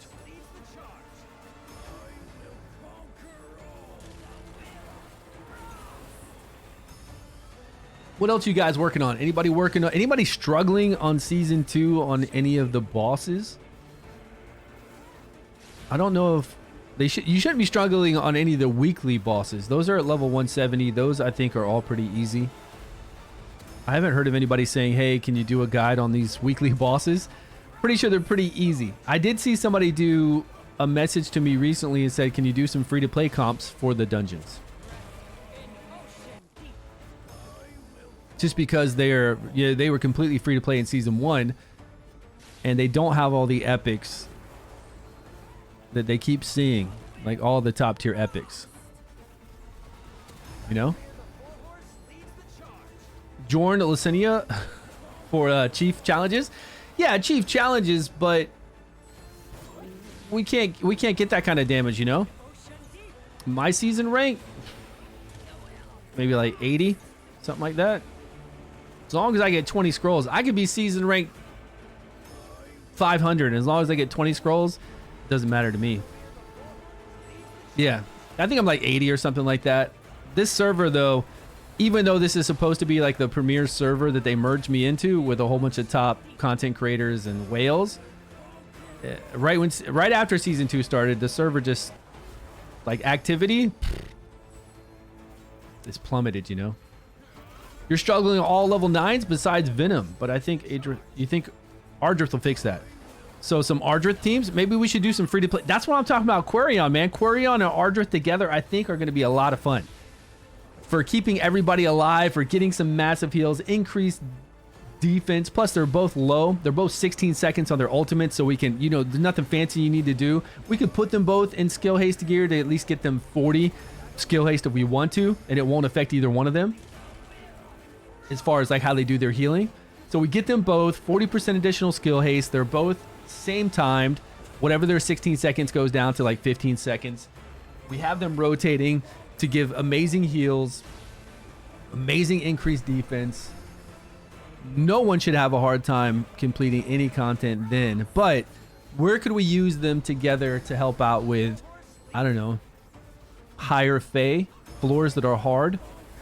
Where can we really utilize Ardreth to help out with that if you don't have Garius? If you have Garius, I think it's going to be easy for that too, you know?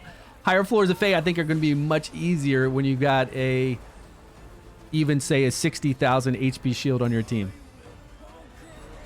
Most quit? You don't think they're struggling because most quit? Well, that's what I'm saying. I think that, you know, server activity has definitely dropped. I think it is definitely, and that's what's happened every season. You know, they start playing the beginning of the season and they're like, this reset mechanic isn't for me, even though they said they love it, they want it, they can't wait for it, and then they experience it and they're like, this isn't what I thought it was going to be. They kind of just drop out, which is a shame because the greatest thing about this game is the game mechanics, the visuals and the game mechanics. Player bleed is real. Yeah, I think it is much higher than most games. But I think what they do here in Dragonheir is they're betting on their Dungeons and Dragons collaboration to bring in a lot of people. And I do think it brings in a lot of people. I think when they do that mass advertising that, hey, we've got Dritz, we have Elminster, we've got whatever else. And we could see that from our streams too. And they do the drops, the stream drops, that a lot of people show up. A lot of people try the game out. But then after that one season, they just kind of... This was fun, but I'm out, you know? I think it's hard. I think retention is very difficult. And I think anybody who's been hanging on for season 2 going into season 3, I think it's going to be even more difficult. I think they're really good at a clean 90-day retention. And then a couple weeks after that, going into the new season, because people want to do summons and see what's up. Then after that, I think retention is very hard to keep. Yeah. I agree. I think it's difficult. Oh man.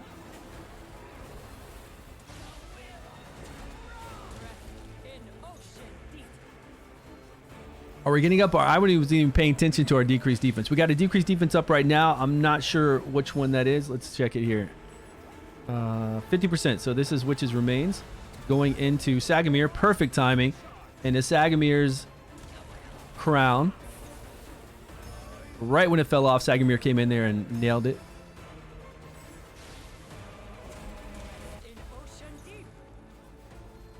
Now, it does depend on when Shinna applies it. That is an issue because Shinna does those multi-hits. So if Shinna were to apply it at one of her later multi-hits, Sagamir would not overwrite this. So we got to make sure, hopefully Shinna gets it up quick. Otherwise, we're kind of not taking advantage of that other one. She's getting it up fast. It's only a 60% chance, but it looks like she's getting it up pretty quickly. Because if she got it on one hit, like at the end of her hits. Oh, he's doing fine though. Do you generally quit when things change? A lot of people quit when level caps increase and stuff like that. I think so too, Rocket. I think that it loses far more than than normal games, right? I think it loses way more than normal. I think that it's been a struggle. Right, coming out of beta, talking about not getting a legendary as a login reward like we had at the second beta or the third beta. When I played the third beta, we had Charlash as a login reward. He's a summons. This summons the Void Barrier, that big hulking guy. Even if you gave that to everybody, who cares? Nobody uses him, right? That's what you do anyways. You have a game, and he used to be like a 27-day login reward. So that's like an incentive to keep people playing the 27 days so that they log in and get a legendary. So in the beginning, there was a lot of issues with, hey, there's no hero that we can get as a login reward like most games give us. You took that away. Why? And it put people off.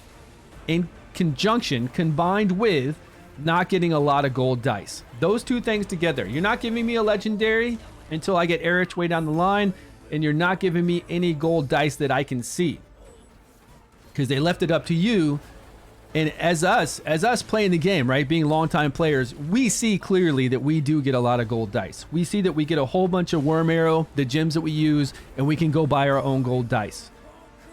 But you can't leave it in the hands of the players to do that. You got to make it clear, and you got to let them see that they're getting a lot of gold dice on their own. Not that they're getting worm arrow to convert into gold dice. I think it's cool. They're putting it in our hands. We can either go get the gold dice now, or I can go get epic scrolls. I can go get legendary scrolls. It is good. It's really good. But for the basic player, like for the majority of the player base, they don't see that. They don't understand that because they're just coming into the game and they're like, man, I get 4 or 5 gold dice from going through Child of Chaos in the very beginning, fighting a couple more bosses, and that's it.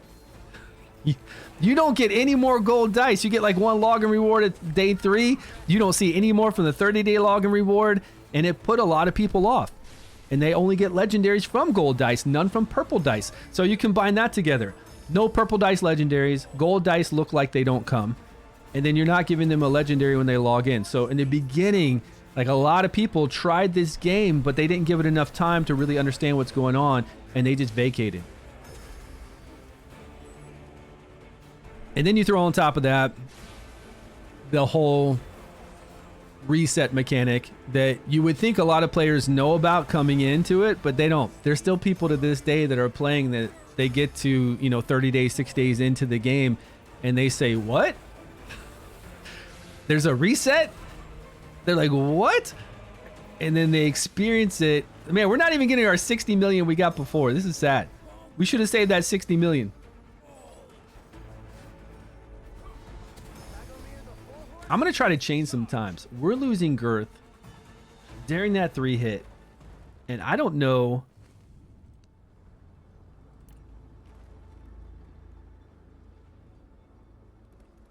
See, before I had, this isn't going to matter because this is letting her catch up like far, far away. But what if we have 1333? What's our normal default? 9?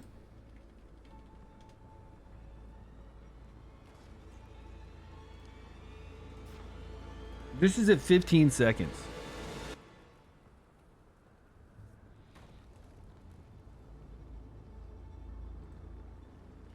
Is it 14.5? Does it come in? I don't even know if this is gonna work. With his comps too? Yeah, it's all about gear. I mean, what gear are we talking about? And what times are we talking about? And what heroes are we talking about? I know he's got a different legendary artifact too. Reforging shards, you get to... Yeah, G-maps. What time are we talking about? At 26? Would 26 do it? Yeah, what time for Garius and what time for... to make sure that we can...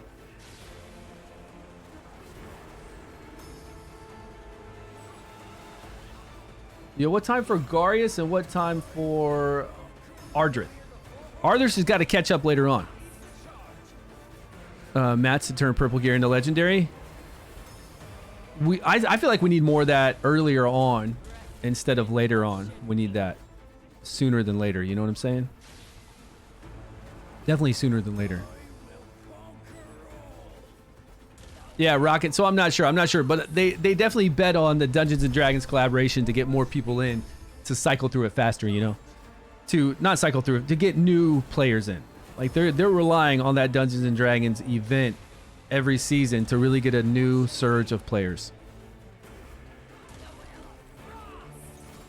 It's like, what's the point? Yeah, atypical. I think so too. Like, what's the point of getting those every season? What's the point of getting those so late in the season, especially season 2, because we were farming legendary gear so quickly to get those. You know, most people might not even have a lot of epic gear by then. You know, their epic gear will be gone because they've already farmed so much legendary.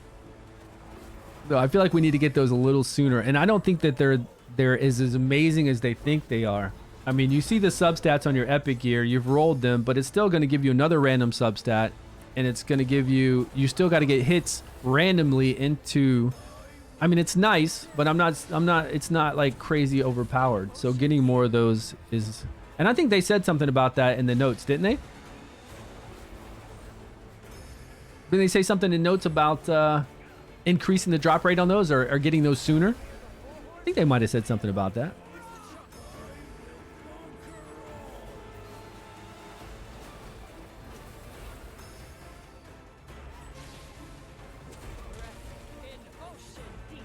Okay, we're getting way bigger shields up sooner now, but I think that they're going to fall out of rotation later on. Yeah, they're already kind of out of rotation right now.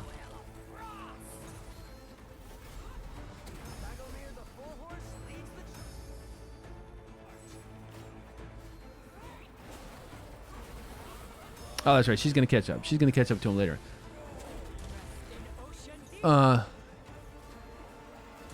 Yeah, it will be gone next season yet again. And you know, it's not that I've gotten used to that. I don't even like the gear situation isn't even the biggest thing to me. It's the enjoyment of the beginning process of the season. Like, you got to make it more exciting.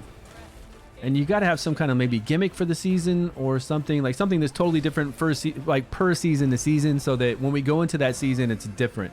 I feel like season 2 is exactly the same as season 1, no change. And to me, that's not a good thing if you're going to do a seasonal game. Like, if you're making me go back through and do the repetitive stuff over and over, it needs to be worth it. It needs to be different in a sense that I'm like, okay, this is cool.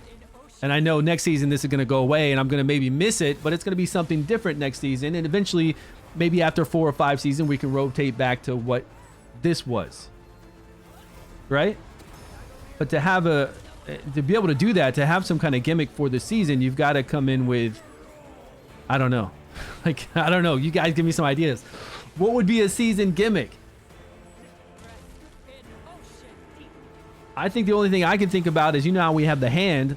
If we had multiple versions of that hand, like all these different spells to add to our team for that season that we level up as we go through the season, and those spells come back way, like we get to use them like every 20 seconds during a fight.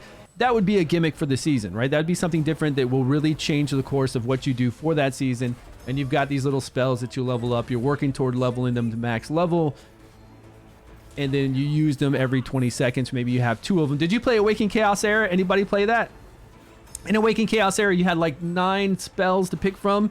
Same type of, well, it was turn-based combat, but same kind of deal. And then you could use them every 20 seconds during combat. And it was pretty nice.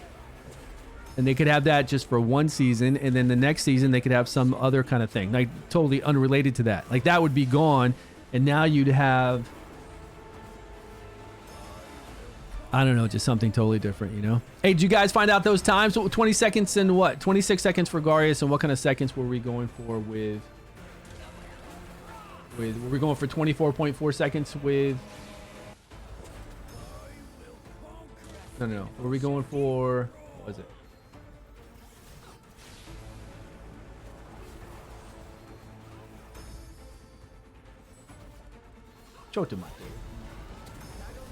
We're going for 14.6 seconds. I still wasn't getting coverage though on this third ability to protect my DPS, and they'd get that decreased defense and then fall down.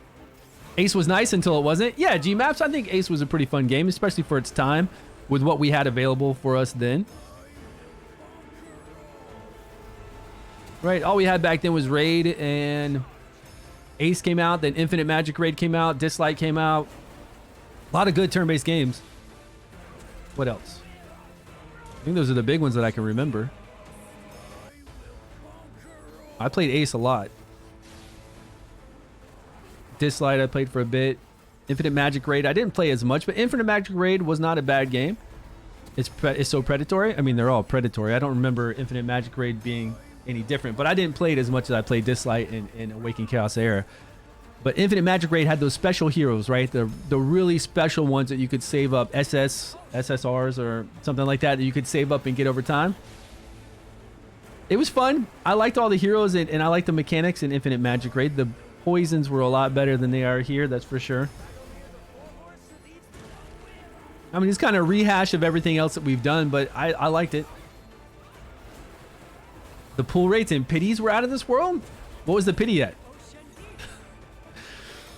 Because some games are like that, man. The pities just are not good, you know? The pity system's just not great.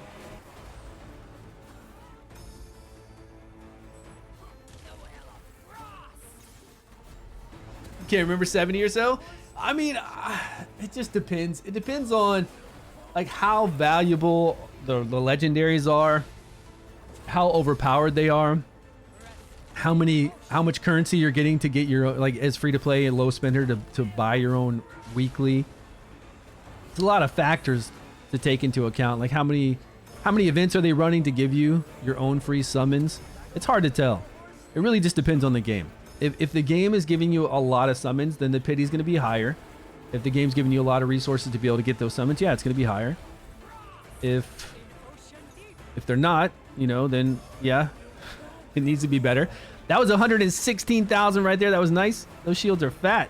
And it's right before we get hit by that third skill is what I'm liking. It's still up here for that one. And then it drops off for this ability though. But Garius is back.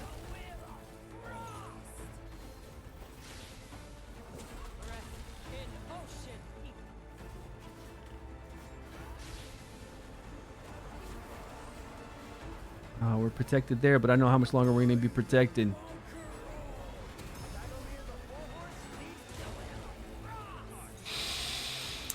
They were stingy, like more than they could get. If legendaries are the only thing that can get you through content, then yeah, of course that's an issue, right? If that's the only thing they can get you, that's going to be a problem. It's going to be a really big problem that we can't have happen. Nobody wants that. It's nice that it's nice when, you know, you can do things with epics and rares and actually complete content. It's really good then. Like really, really good. I absolutely appreciate that. And you should be able to, right? Free to play and low spenders should be able to do the same content It's just leave all that other stuff like the leaderboards and PvP and all that kind of stuff. That'll be to the whales. Leave that all to the whales, please.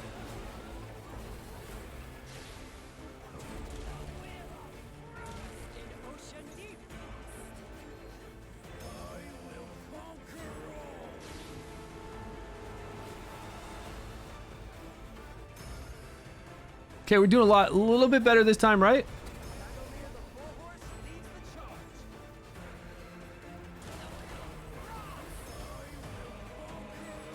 Is Hype Pseudo on the test server or is he on the his main account? Guess his main account? Yeah, I think he's on his main account.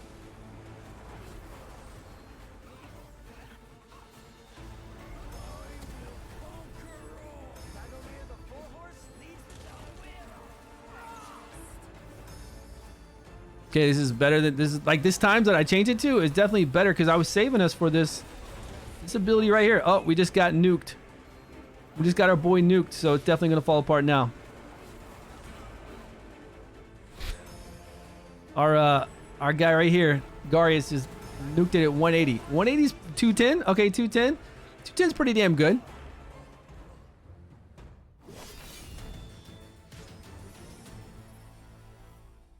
Season 2, I don't have Adolphus. You're not going to be able to get that pack. They came out and said that they're not doing that pack, unfortunately. Yeah.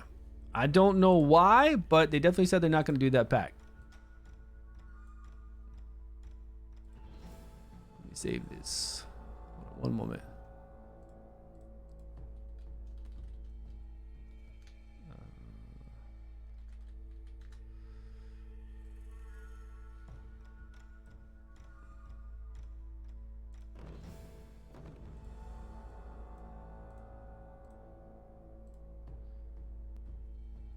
Uh, 15.3.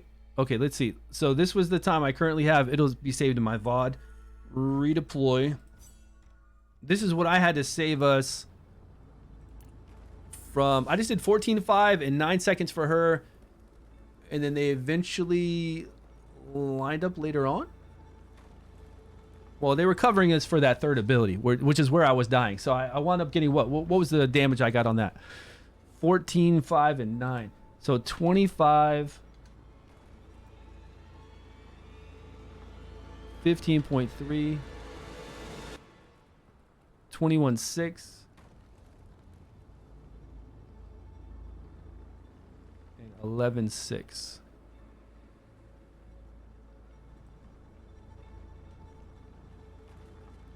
Who's going to do it first? Okay, he's going to do that first. All right, let's see if it's more damage. See if it's more damage or not. Now remember, gear has a lot to do with...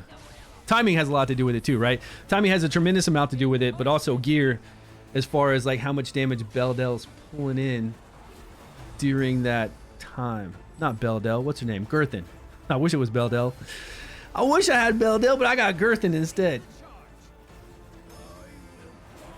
And it'd be nice if I had that legendary artifact for like the frost one. If I just pull a duplicate frost legendary, I can grab it. Maybe soon, maybe one day. Okay, we got decreased defense up. Yeah, but this decreased defense, I think this is a bad rotation for us because we've got... When does it fall off? See, it didn't fall off yet, so that he didn't apply it yet. The way we have it set up. I need her to apply the decreased defense after him like we had it before. Because she had it up.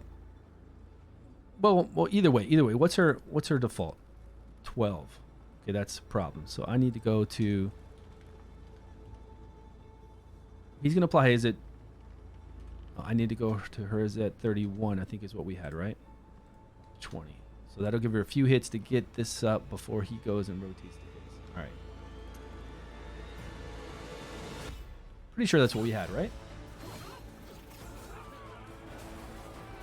Let's find out. Let's see if these new times take us further. Beldale's great. You're missing out. I know. I wish. I believe you, man. I bet she's awesome. I've got her on the test server, and I've seen the damage she can do, so it's quite amazing. We tried. We opened up over 300 gold dice on the exclusive banner on my main account. And I got no exclusive heroes. I got a bunch of Stagamuffins. I got a bunch of Carfs too. But none of the 3 exclusives. We missed out, man. We missed out. And now, you know, the odds of me pulling an exclusive is not very high off of normal summons. We'll try. We'll do another 60 summons when Elminster comes, which is pretty soon. I'm saving up. I'm pretty sure I've got like 46 gold dice right now. So if we need to do, you know what? I'll do the bare minimum because we're going to have those new banners come out soon to where we can get epics at 25. We'll get that epic selector box with a small pool. We'll have the 12 legendaries. We'll be able to pick 3 out of those 12. I'm going to go for Zephy again. If I see Zephy, I'm going for Zephy again for that unkillable. Even though we have this team, I'm still going to try to get Zephy or Filto or somebody fun. You know, something fun. I feel like I have a lot of cool legendaries. Now I just need to get something that's really fun. I want Tharvil. I love that dude. He just looks like a beast. So much fun. Avelius is out there. There's a lot of Dauntless ones I could go after. I don't know. I just really like Zephy and Ogok. I was able to reach 270 stacks on Vortex using this team. Yeah, what are you doing? How are you doing with the 270 stacks? We got to 210 stacks just a minute ago. Let's see what this run nets us. But that's a lot of stacks, right? Unkillables 150 with Zephy and Ogok. They did to the Inventor's gear. They just said that the Inventor's gear, and I'm still using the Inventor's gear. They said that the Inventor set would just show individual damage stacks. Now, I haven't even been paying attention to it on, well, nobody else has it. Only my Ice Blast people have it on this team. But as far as, I think it was just a visual display. I don't know if it was actually a damage change. Now, it could be because it said it, instead of counting the damage as all one stack, it's counting it separately. So when we have 3 stacks on, the thing is we're always cycling between 3 stacks and 4 stacks, even for just a normal hero that's doing their ultimate at 20 seconds and their battle skill at 10 seconds. It still was cycling between 3 and 4 stacks, which should mean that you're still getting 24% damage or 32% additional damage, overall damage. So I don't think it changed, did it? Like, what was the wording on that? I'm pretty sure the wording was they just changed individual stacks instead of overall stack. Oh, are the devs even thinking about bringing us drop rates for gold gear, charts, experience spots? Gold gear, but lacking scrolls big time. You're lacking scrolls? Scrolls to level up your heroes for their skills? I mean, you'll get that over time. Right, you're doing your weekly bosses, which are very easy to do now. I mean, they're really easy. And then you're able to get scrolls for free there, and you can save up your worm arrow and get scrolls and buy them in the shop. I feel like this game is very generous when it comes to scrolls. Yeah. I feel like there are multiple ways to get them, and since it's seasonal, you're slowly building up your teams and who you scroll out. This game, to me, compared to other games, as far as like raid with the books, this game is very, very generous with giving you ways to get scrolls over time. Plus, they give you a lot from events. They give us a lot of codes to give out to you guys that you've won, like 3 epic scrolls from me multiple times when we do marbles and we do giveaways, which I hope should be soon. We'll be able to do a lot more of those soon. I think it's been about 30 days since the last time we did it. They should be passing those out. So I feel like it's pretty good for scrolls. Season 2 banner, anyone can get anything?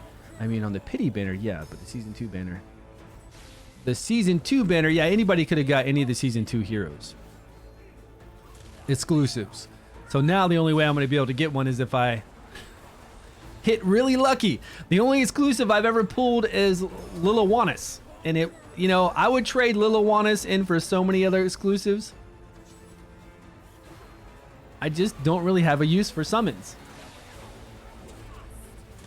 With a very high haste, only 2 stacks majority of the time now. Oh, really? What's up, Hellspawner? I'm here. I'm here, buddy. How you doing? You only have 2 stacks up? Now that's a huge change.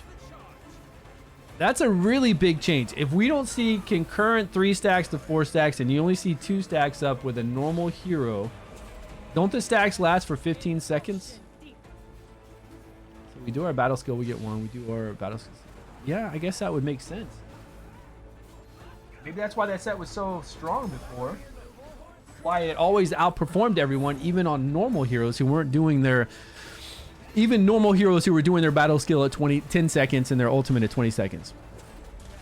Somebody was saying that the change that they did to the Inventor set is affecting normal heroes. Where before, the Inventor set would give us 3 stacks and 4 stacks all the time. No matter what hero you were, no matter what your time. You didn't need to be Ice Blast. But they're saying with this new change that they did with the Inventor set that it's different. How can you see the exclusive heroes? Oh, Boogeyman, what's up, man? Yeah, the exclusive heroes are much harder. They just have a much lower drop rate, and they are very strong. Like, they really are strong. So, like, say I pull Nesjinka for my Dauntless team. She's going to increase your damage by a lot. Say you pull Beldel for an Ice Blast team like I'm using right now. She's going to increase the damage by a lot. And if you're lucky enough to get another copy of that exclusive, pull them twice, you can go get their exclusive artifact, which will then blow them away even further. But to see them, Boogeyman, if we go into the artifact list, they've got a special little kind of icon above the frame. And then they say that it's for this wording of a hero. That probably doesn't help you a lot because you're still learning all the heroes. But it'll say like Nesjinka, or this is for, what's her name? What's the fire one? Felicity? It'll say, no, not Felicity. What's her name? Flora. It'll say for Flora. It'll say Beldel. It'll say, you know, Achedius, that kind of stuff. Yeah, and it's for that specific hero, and it really increases what they do. You love that guy? That guy can do a lot of damage, a lot of healing, a lot of shielding, decrease attack. Doesn't he remove something too? He is very strong. He's very strong, but we're not getting anywhere near the damage with these times. I don't know why, but these times aren't working for me, guys. The times that I had before was really working for me. And we're dying at around the same mark with this time because we're not getting coverage for this third ability. Yeah. Achedius, you know, whatever his name is. Do I have the right ability haste? I don't know, Bugsy. What are you using? What is your haste? Do I need 101 on Garius? Because that's quite high. What kind of skill haste do you got on your guys? When I went back to my other time, I'm at 111 on Garius. Yeah, do you have to have 111 on him? I feel like that's kind of... If you're going to put him in this type of gear, are you using skill haste gear? Yeah, I don't. I wasn't going that hard. I was trying to go weaker version. Yeah, I wasn't trying to go that tough. I was trying to go burner and not go crazy skill. Even though I do have one with a crazy skill haste on him already. I've got like 3 hits, you know. Anything under doesn't work. Anything under 105. Well, that's what I've got him under, so that's why it's not working to get the max. But I will say this. If we are going for a lower version of not high skill haste on Garius, like if I take this away and we put the instant burner on her and we go back to the times I had, we did relatively well. What was the damage? 70 million? We went up to 210 stacks. Oh, so you're using sets on him? You're not worried about the ancestral protection, right? You're just using some sets on him to get him up. 67 million? Okay, so at least we've got an idea of different times for like lower skill haste. So we drop him to like a lower skill haste. We have the instant burner on her with this gear. So with Garius, you're going for...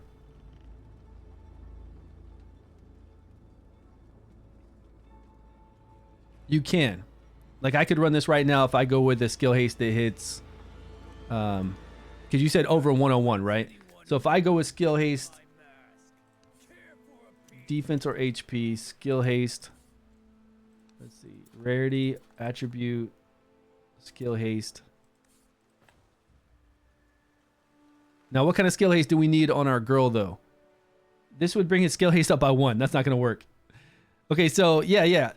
So that's what I'm saying. I got 1 hit in the skill haste on this side, and then 3 hits in the skill haste on this side, and he's still only at 95. So we're going to have to go with a 2-piece set then.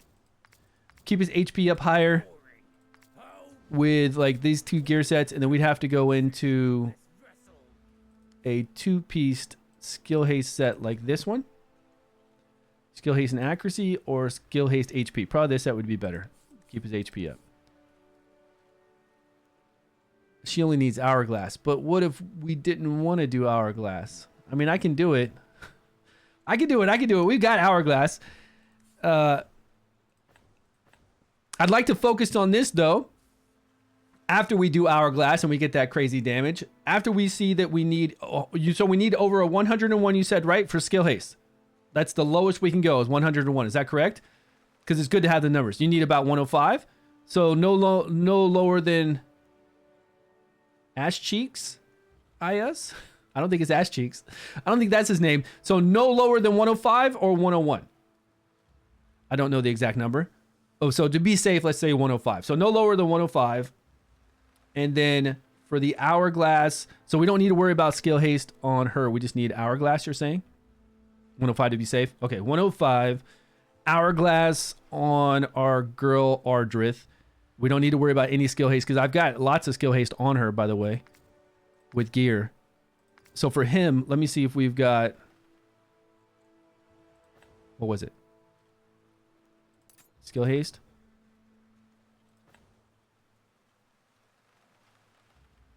Is this the right set?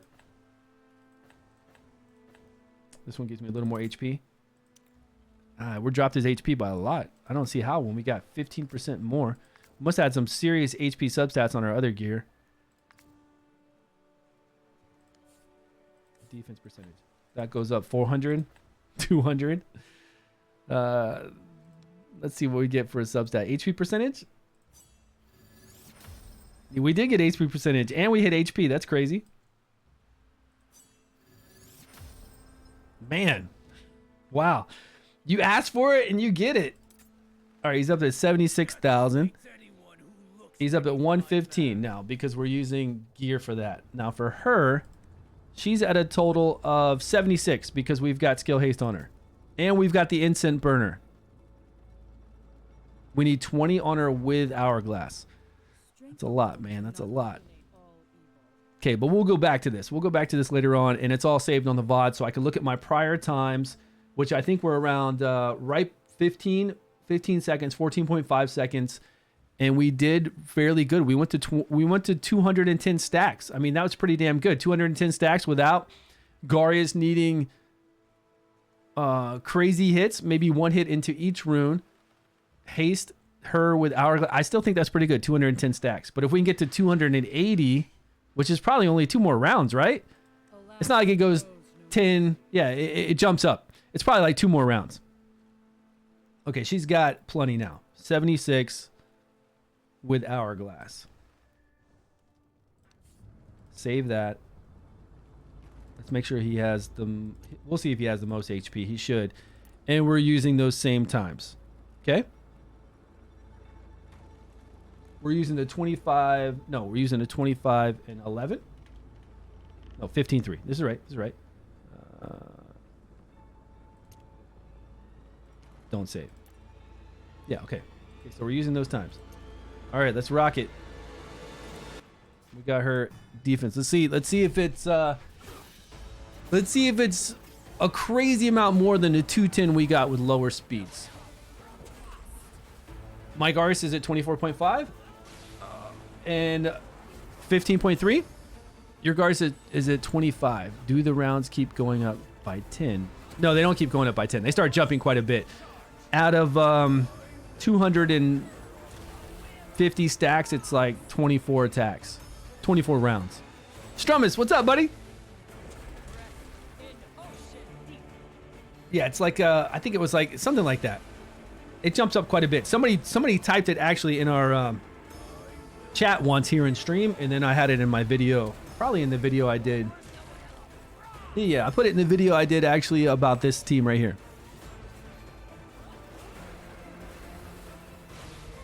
Bugsy, so you have it at 25. What about your Ardreth? What's your Ardreth at? Yeah, mine is at 24. No, mine's at 25 right now.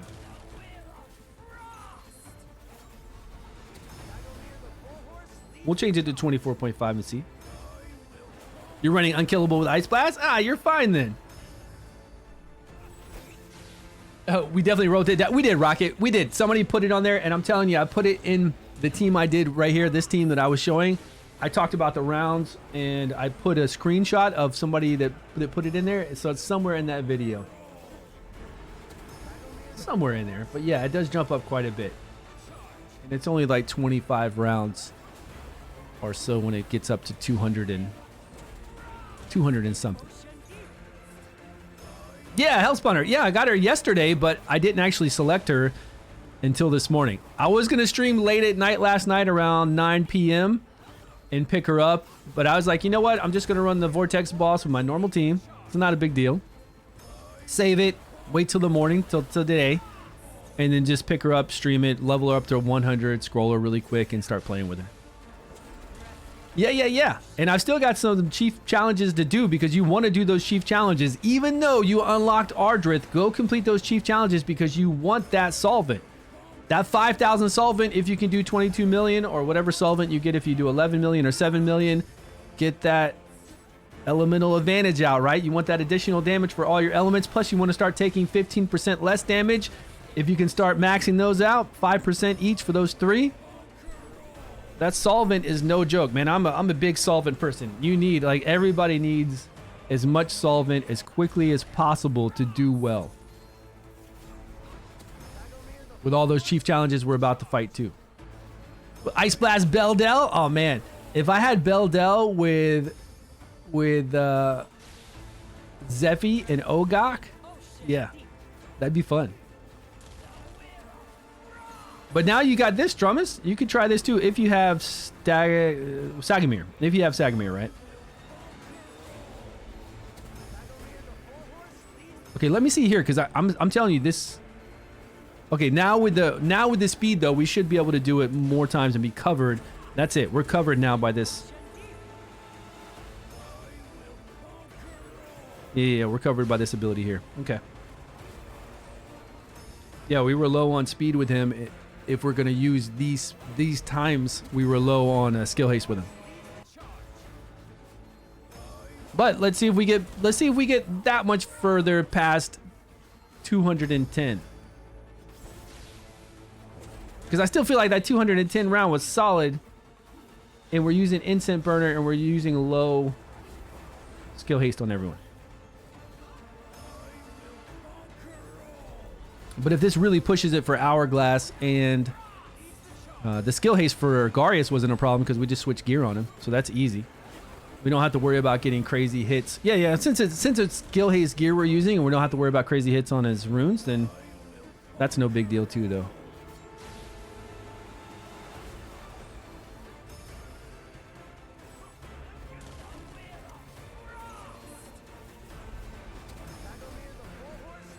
Now we just need Bell. We need our girl to rock some damage. Now we could use the same artifact that Hype Pseudo uses. We could use it since we have 4 melee to give her all that damage the whole entire time. I just don't know if I really want to get that artifact. Here's the thing. I know I'm going to get another duplicate legendary before season 2. So whatever season, and plus we're going to do some summons at the end of the beginning of season 3. So if they introduce new artifacts, I'll be able to get other artifacts, you know? But not sure if I should invest ice or poison. You're 66 million now. You're not sure if you should go ice or poison for... With who? Well, you could have both teams. The cool thing about your unkillable team with just having Zephy and Ogok is you can go 3 DPS of whatever you want, depending on what the Vortex is disadvantages, right? If you do more damage with melee that week, you could go with high melee. If you do more damage with Dauntless or speed attacks, you could go with the Dauntless team. I feel like it's pretty nice. With this team, you could do the same, but then you're just going with 2 DPSers. And the reason why this works so well with Ice Blast is because it completes our 5-team bonus.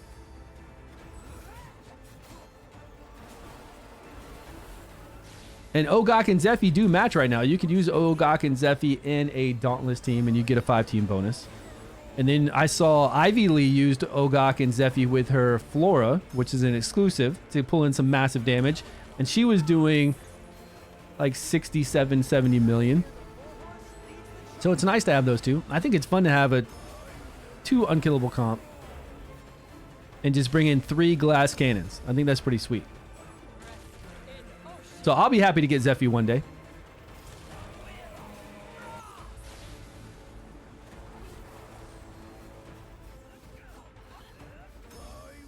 We'll have to change Girthin gear if I get that artifact. I think I have enough artifact essence since we just had reset to level up another artifact, so we could try it out.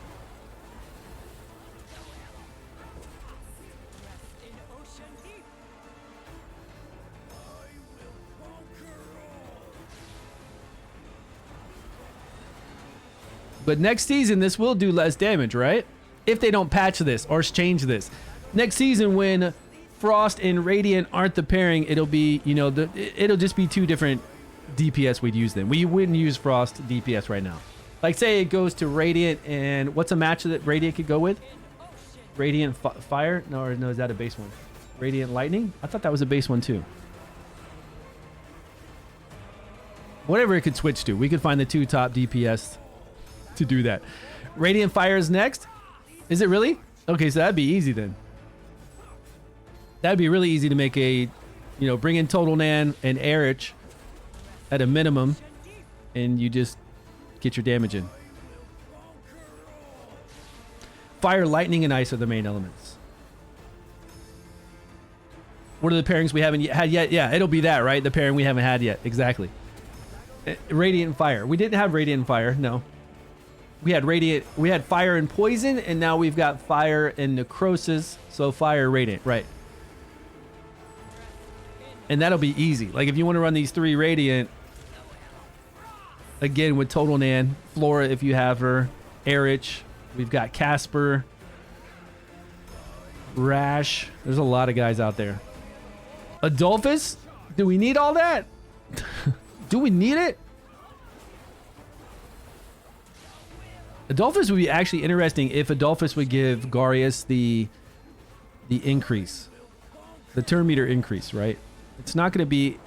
It'll be as often, but it's not as much, right? Doesn't Adolphus only do 15%? What's her name? Megan does 25% on her battle skill, but doesn't Adolphus only do like 15 or 20? I don't think it's 25. It still would be enough though. If we could get Garius to do the same thing right here, Adolphus to do the same thing, it would be enough. Decrease attack is really nice here though. Decrease attack from Sagamir just saves a lot of that damage, so the shield stays up longer. It just all works out really well. And he has 3 hits to apply decreased defense.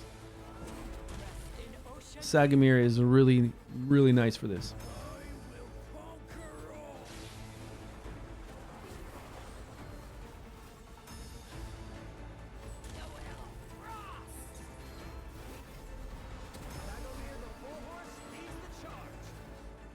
Okay, how many stacks? We're at 140. Are we gonna... You said you got to 280, right?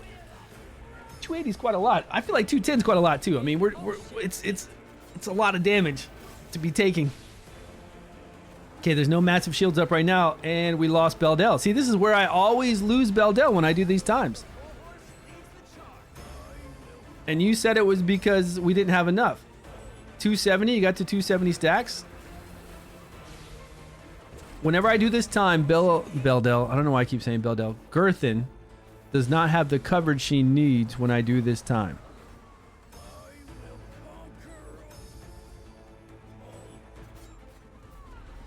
That's weird. I got the skill haste you wanted. 210, 230. Your Girthin dies around 210, 230. She died much earlier then, right? She's actually taking 15% less critical damage, but I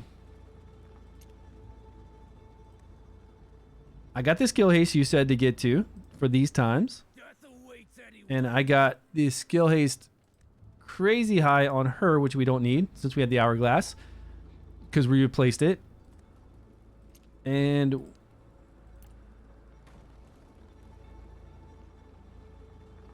yeah, that's how it works. That's how it works, buddy. So let's see. Oh, you said you had yours at 24.5, which I don't think is going to make much of a difference. We're still not getting coverage when the boss does its third ability. And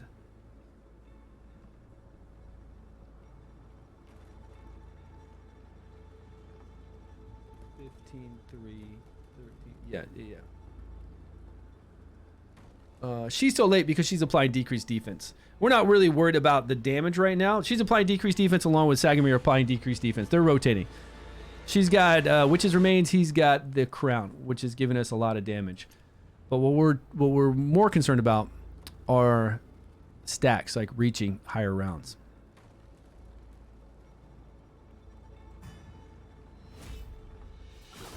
Yeah, because you see here, what's going to happen is Sagamir is going to do decreased defense.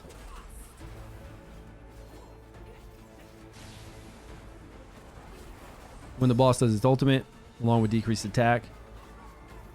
Here we go. Chop, chop. There we go. So now we got decreased defense at 30%. Of 50%. 30%, right? He's got, now we got Witch's Remains that are going to follow that up when she does her. What's up, Hype? How you doing, man? How's your Ardreth doing? You logged on to do your Ardreth too?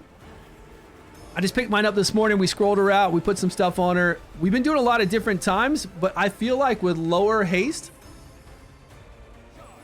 No, I did, for sure. I did more damage with lower haste, skill haste, under 100, like 90 something with my Garius. Different times.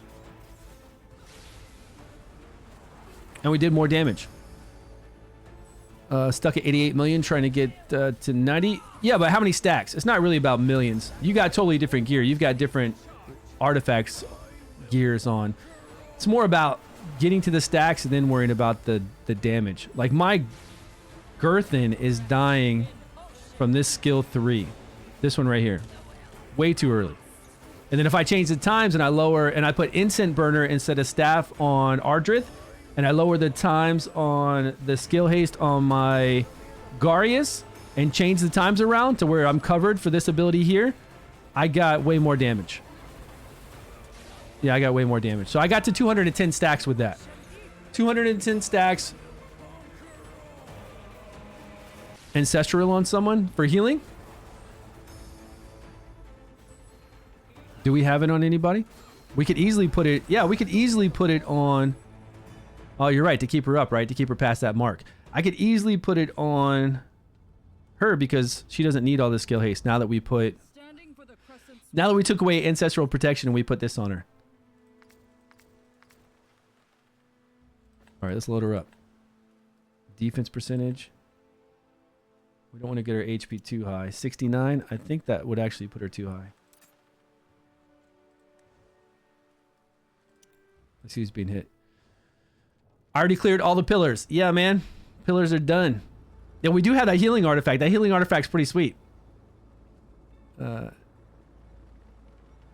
We need Ancestral to damage healing set, but what about the healing set? You want her to absorb it? I don't have Ancestrals on him because we needed, because they told me to go over this high haste for it. Okay, so since we don't need the skill haste, we'll put Ancestral on her. What about the healing to give heals over to Girth? If she's the lowest. And she's cycling through this so often, wouldn't heals be popping like crazy? This little heal would be popping off pretty maddening. Let me try this. Let me try this first.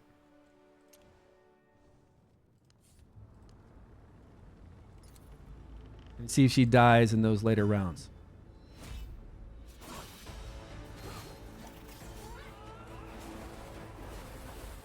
Unless you stack HP. Yeah, right. It goes off the HP of the person casting it. But her HP shouldn't be... I mean, her HP is like 69,000. Let's see what's going on. It's so fast, I couldn't even tell then. I couldn't even tell. I feel like she's doing it so often that heal would be actually pretty legit.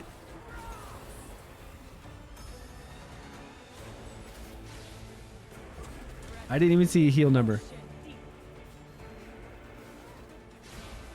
Well, because if they're topped off healing wise, then the shield's going to be much bigger, right? If the shield's available.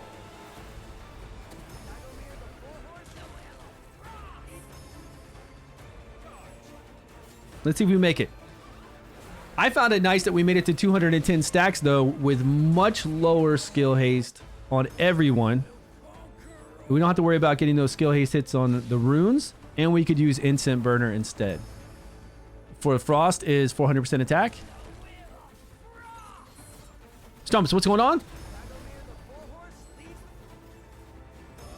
To poisons 10 more damage. What is poisons 10 more damage? What are you saying? 10% more damage?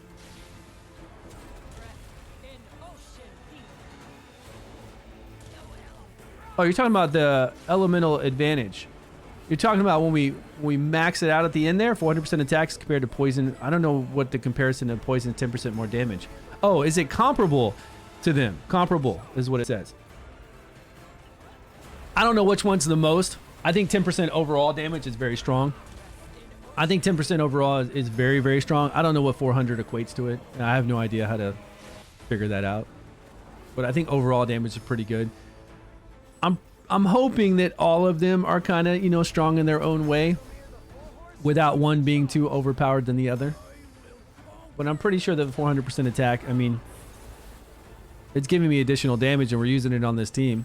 Are you talking about for your unkillable team? Like which unkillable team should you focus on? Yeah, well, once you have it all maxed out, because you'll have them all maxed out, you can just play whichever unkillable team you want with your Ogok and Zephy and see what's doing more damage, especially what's taking advantage of whatever the boss's weakness is for that week, you know? If it says do more melee, do more melee. If it says do more people with attack speed, you can do your Dauntless team with those two. It's so odd that they're not all the same. Were they the same in Season 1? I can't remember if there was like a little variation in stuff or not. Were they all the same? Season 1 seems like so long ago for me. Well, what was it? I thought I remember them being pretty much the same in Season 1.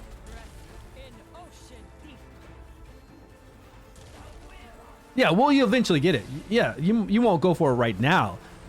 But by the time you get into the final month like I'm at, you'll be working on getting that all of it done.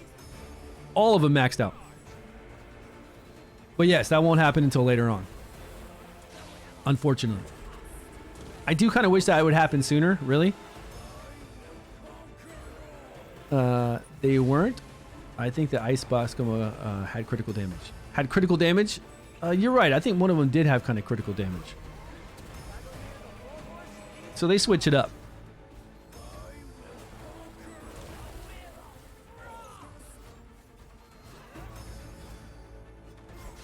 Ten times speed would be really nice. 10 times speed would be extremely nice here.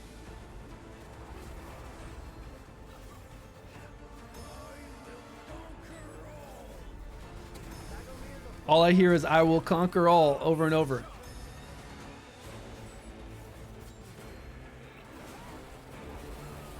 Unkillable is that good? Yeah, I think Unkillable is amazing. I still want Zephy. Even though I have this team right here, I want Zephy. To be able to have Ogok and Zephy with 3 glass cannon DPS that I want sounds like a good time. I get to use a lot of heroes. I don't have to worry about decreased attack. I don't have to worry about anything else. I just got 3 heroes in there, and I just have a good time with whatever the advantage is for the boss. So like I don't have to play the same team over and over, right? If the boss says that it will do more damage from fire, I just throw in like a cool fire team that I have leveled up for fun. And I don't have to play the same team over and over. I get to pull in my Dauntless team if I want to, see what they can do, play around with some new heroes. For me, since I get a lot of stamina myself, I'm not free to play, right? So I'm not doing like no stamina recharge all season. I'm doing all 4 every single day so I can accomplish things. I have a lot of stamina. I have the availability to level up a lot of heroes. So for me, it's fun to be able to have all these different teams. I even thought at one time that the advantage for the Vortex should be higher. As in, like, if you bring in a Dauntless team for that week, it makes a huge difference. So you kind of are almost forced to do that. But a lot of people wouldn't like that because then they'd have to level up a lot of different teams right away. Or they wouldn't have to level up a lot of different teams right away, but eventually they would. But you level up a lot of teams anyways. I just think it might need to be more impactful. That way I am constantly switching up each week what team I use in the Vortex. And I think it is impactful. It's just, you know, it's all about roster, right? It's all about what you have available to use. We don't have enough resources for that decision. I wish, though. Yeah, and maybe that goes back to us being able to level up heroes faster or retain some of the heroes we level up and then level up the new heroes. I don't think gear is an issue. I mean, we get gear in a timely manner. Although I do think that they need to double that drop rate at 15 days at a new season instead of 30 days. Just because of how fast we progress in the new season. Right? It's too slow. Going at 30 days, we're waiting. We're just sitting around, like the whole month we're sitting around waiting. We're waiting to get adventure rank. We're waiting to get rank 3, rank 4, rank 5. And then we're already blowing stage 8 and 9 of the dungeons up. Let us get legendary gear at an increased drop rate sooner. At 15 days instead of 30 days. And then it'll feel better because then by the time we get to that 30 day when we're supposed to be focusing on the chief challenges, we'll already have the gear ready. Then we can level up more heroes and focus on that and focus on the chief challenges. I just think the flow needs to be better, right? That new season flow needs to be better. Season 1 was fine. But for season 2 and season 3, it needs to be definitely faster.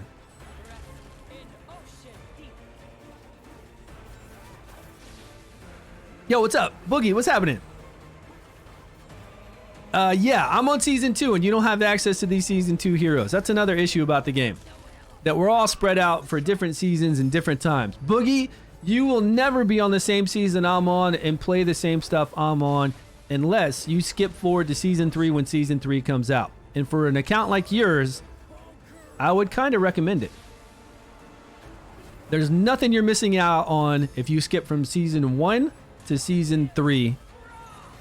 There's nothing you're missing out on in season 2, honestly. There's not. And as far as like in-season rewards, for you to get an extra pity or to be caught up with current events, I would rather jump up to the current event stuff.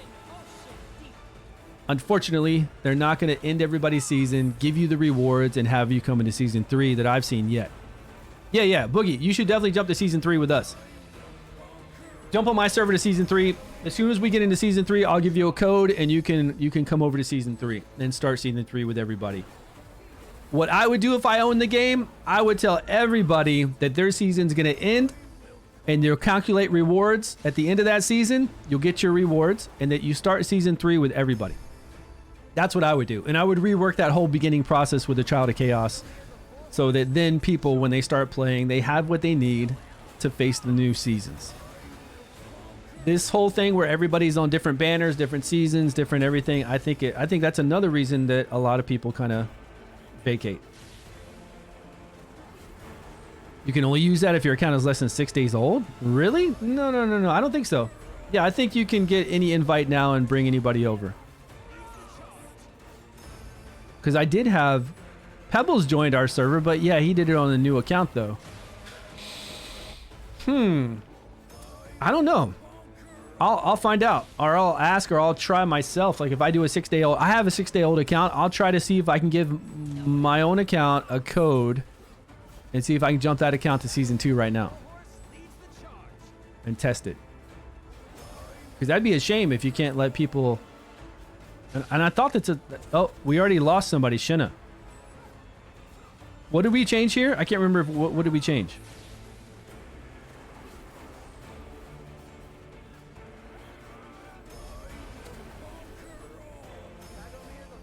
I don't remember what we changed.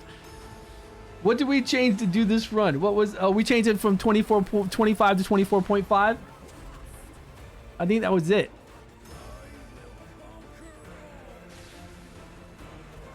I'll start a new one, a whale out. Yeah, I don't know. We need to find out what's going on with that because it's just, it's weird. Well, we got unlucky and lost Shino, which is unfortunate because now Girthin isn't going to have all those ice crystals. So she's not really going to put out the damage that she needs to.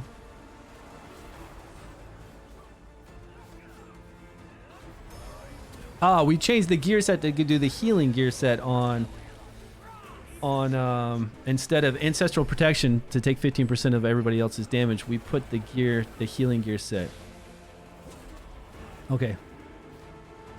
So 210 rounds, but still not as much damage as we had before with everything being slower. All right, let's redeploy. Let's put the ancestrals on her and see if that saves it a little bit. Let's see what her max HP goes to, though. We don't want a whole bunch of HP substats.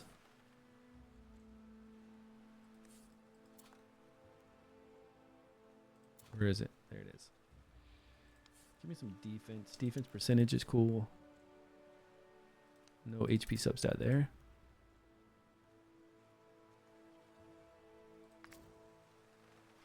Okay, not there either.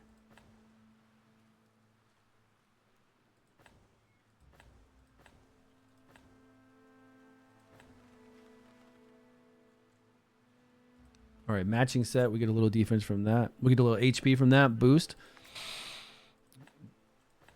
I need defense, my lady. There we go.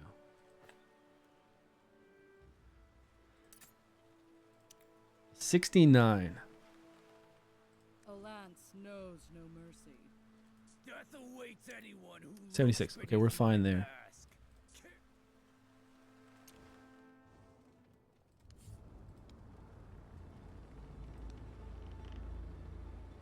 All the new accounts and maxed out ended season rewards for both seasons. Well, you can't do that. Well, I mean, you could, but the thing you need to think about is like long term, right? So anybody joining the game now or next week or next month, they're all going to start a season. Whatever season it is, at whatever point we're at. So say we're on season 4 and you're a new player playing the game. Like you just start playing the game. You jump right into season 4. But you go into Child of Chaos and you get everything you need while you're going through that 140-minute starting area, which would be, you know, Horus, Adolphus, Hexandra, and main character, and then Erich, they would get on like a login reward. So basically you're giving them a full fire team. You're giving them a fire poison team. But they've got Adolphus along with Erich and then Hexandra and all that kind of stuff. You're giving them that all in that 40 minutes in that starting period, and then they zone into the new thing. Now, say they start season 3 and there's a week left until season 4 starts. They get a notification saying, hey, you've got 1 week of playing season 3, but it's all people starting. Like, it's not like they're on a weird server or a weird competition. It's everybody joining the game right now on that server sees this notification. In 10 days, this server ends and you start fresh on season 4 with everybody else. That doesn't mean they're playing against other people that have been playing full time. They're still only playing with the people that just started playing at the same time they did. They're getting a little bit of rewards for ending the season in 10 days, and then they're all going over to season 4 together, which is fine. I mean, it'd be the same thing at season 16. It wouldn't matter. If somebody joins in the middle of a season, they just get a notification. They're only playing with people that started when they did, and they're only going over to a new season with people that started playing when they did. So it's all the same. It's like nobody's missing out on anything except you're keeping everybody together. You're keeping the whole world player base together on the same banners, on the same events, the same new heroes, the same everything, right? Then the summoning pool will have all the older heroes, even if they just zone into season 4 10 days later.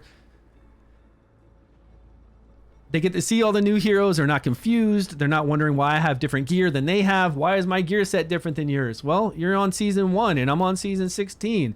The gear is different. My heroes are different. This just the problem compiles more and more the further seasons we go. If somebody's starting on season 1, I'm on season 6, I'm going to have crazy amount of different heroes than they have. And they're going to wonder, why did their friends and they're this and that and this banner and that banner and can you help me with this?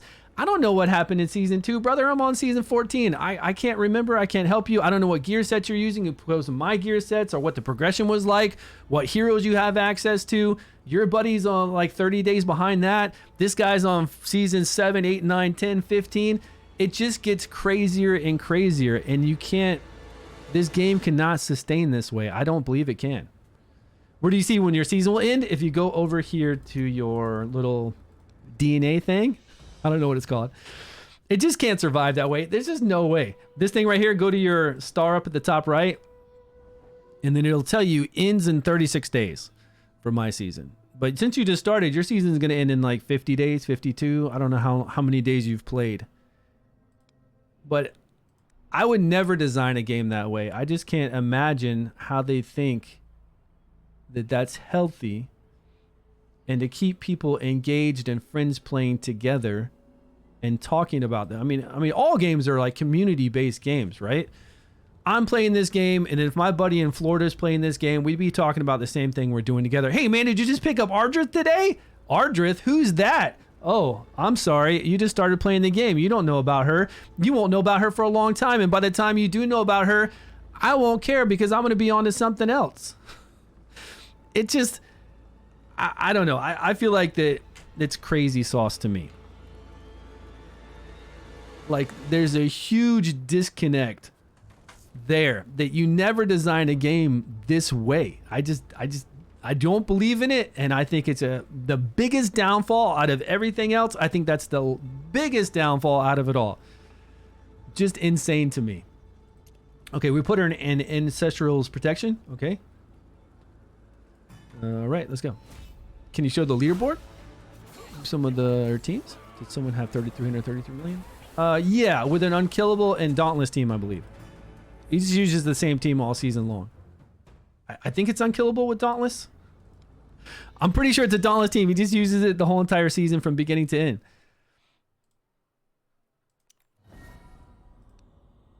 Yep. It's not even unkillable. It's just got Ogok in here. Ogok, we've got not Hexandra, what's her name? Hexandra. We've got Nesjinka, an exclusive. She's got Nesjinka's exclusive artifact, obviously, since she's 5 ascended. Inspired, they call it here. We've got Avelius in here. And then we've got Thar, which is awesome. And even Sutha. So, yeah, just the same team. No change in it. He's been running that team all season since the beginning. Do you have the means to do that? Strummus, you got that team down or what? You got it on lockdown?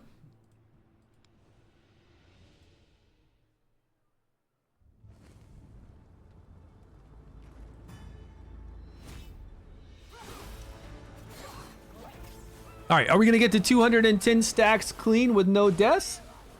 And then start falling apart, or what? I think it's kind of. You had the means for the second team. I used a poison team last season, so you've got Lothair. You get enough poisons up, right, with Lothair? Do they use Corrin? Corrin with his low ultimate to keep to refreshing the poisons. Yeah, if you have Lothair or something like that to really take advantage of those poisons. I've never even played with that team. You have the whole entire team? Yeah, that'd be pretty interesting. You should try that out. I should jump on the test server and at least try those teams and see the big numbers that he can do. I've never played with him before. Jathali, Lothair, and we did play around with Bakana. Is that her name? The girl with the poison girl with the crossbow. We played around with her for a little bit on the test server to see how we could get some max damage from her. When she does her ultimate, we apply a lot of poisons, but we didn't play with the other ones. Back then on the test server, I didn't have access to all the heroes, though. That's why we only played with her. Like this test server, I have all the heroes. Back then, they gave us a test server for Season 1 where we summoned a whole bunch of dice, and those are the heroes we got to play around with. Now, granted, we had everything but the legendaries, right? We summoned enough that we had all the rares, all the epics, but we never had every single legendary.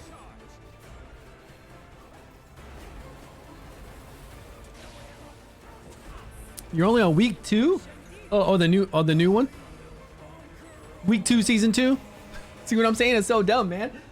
It's so dumb. I can't believe, you know, and I don't think that they foresaw this. I really don't think that they thought about people playing. I mean, you would have to, but and we asked this a lot. We asked this a lot during beta. We said in beta, are people really going to start on season 1 and then progress through like this, or are they going to catch up? You know, season 2, week 2. Yeah. You got to let us know everything.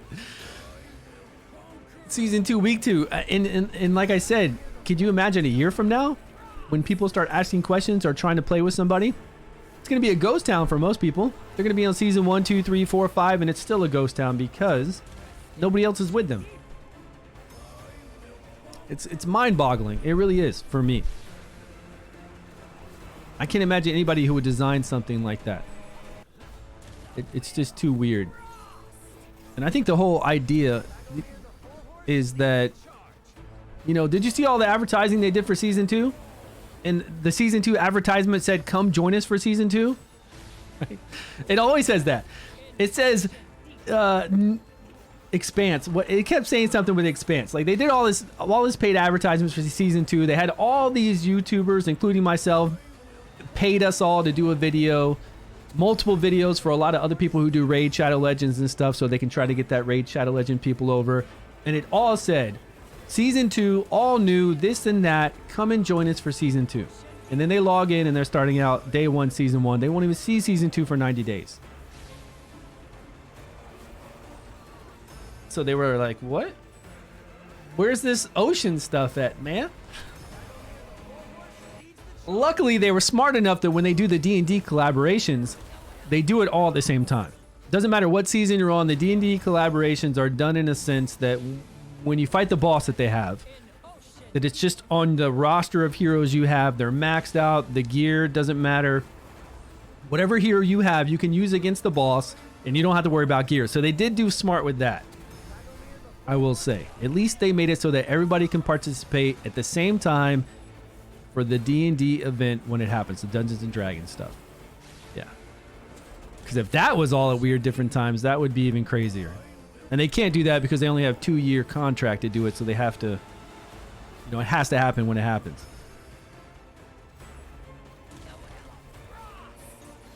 But still, February 23rd, everybody come and join us, Dragonheir Silent Gods. Look at the link down below. Download it. Come play on PC, mobile device. Jump back and forth between the two. We will have Elminster coming to the game in 20 days from now. And it doesn't matter when you start playing, you'll be able to participate in that event and get a chance to get him, which he's supposed to be really strong. So they say. We'll see. We'll see. I'm sure we'll be able to test him out before he's available. I hope. I hope we do. And realize that Ocean is 4 days long? Oh, yeah, right? That's why seasons don't matter. Everybody just jumps to the new season, plays the same game together, and they see the same banners together, you know? I get people asking me too on summon banners. They're like, hey, the summon banner just came out. Should I summon on it? Like, no additional details. I don't know, man. What banner are you talking about? And like I said, later on, it's just going to add more and more to it. You know, as time goes by, it's going to be so confusing. Also done, is he going to be in the banner? I don't think he's going to be in the banner. But I'm not 100% sure about that. You know, I thought about the banner situation. I thought about the D&D situation, and I thought about this situation here with these heroes, the way that they currently have the game. And even if they change the game to be more so how I was talking about, where everybody's on the same seasons, what they need to do then is when they do these events like the lunar event, they keep that lunar event exactly how they have it right now. That's fine. When they did the Utir event that we did earlier, that was fine too. They need to have though as a shop. When I go into the lunar event shop right now, I see the old legendary that they had, and he's there for 200 lunar shards. So if I didn't want to pick her up and I wanted to pick him up, I can. 5 or 6 seasons from now, all those guys that they've had each season will be in that shop. And it also gives you a way to inspire them, because currently we have no way to inspire Ardreth. We have no way to inspire any of the other heroes that we picked up. Not the D&D ones, just these heroes that we do every season. So they should be in the shop. Right? Not just Ardreth should be in the shop right now. The prior one should be in the shop too. And yes, it's a lunar event, that's fine, but for 200 lunar shards, you could either pick her up or him up or whatever else they've done. So if you started back in, so if you start playing this game in season 12, you still have all those heroes there, and you get to pick whatever you want. I think that makes a lot of sense, and it's really good for people who join later on, and it's really good that if you have everybody play seasons together, like you have them caught up to where everybody who starts the game will only ever be a few days or seasons behind, and then they'll jump up to the most current season. I think that makes a lot of sense. He was added in the normal banner pool. That's fine, but it still would be good if he was in the select, right? Are you sure he was added to the normal banner pool? I don't know about that. I've never heard of anybody pulling him. I don't know if he was added to the normal banner pool. Can we see that anywhere? We can't really see like we can't see the pool of heroes. Someone in season 2. I don't know. I need to double check on that. I would need to double check. Because I've asked in content creator chat over the last couple weeks and said, hey, how do we get multiple copies to people like Ardreth and them? And then they didn't give me an idea. They didn't say anything. I don't know if they told me that they're working on it or they didn't say anything at all. I can't remember. For Doom Tower? Yes, exactly, Strumus, exactly. So all artifacts that we see in each season should also be in a shop. And then when you clear a pillar, this is what I thought about too, Strumus. I'm glad you brought this up. I was thinking about this, that when you clear a pillar, 60 floors, you get 1 token. Now, what if you only clear 260 floors for the season and you don't have a team strong enough to clear that third? Well, you have 2 tokens. With 3 tokens, you can then go in and get what artifact you want. So for the first season, you can only clear 60 floors, 160 floor. Well, you got that 1 token. Next season, you can clear only 1 again. Okay, you got 2 tokens. Third season, you can clear another 1, or maybe you're much stronger then. You get 5 tokens, but you can take 3 tokens then, go into the shop, and you can get any artifact that's been in the pillar artifact before, right? Doesn't that make sense? Doesn't that make it way more free to play, low spender friendly? It makes it friendly for anybody joining the season, jumping into different seasons or missing that, like bringing people up to speed for seasons like I was talking about. It makes it great, man. You have a shop for everything. You give them currency just like they would have finished all 3 pillars. You let them go select what artifact they want seasons behind. Yeah, I thought about that. I was like, why don't they have that, right?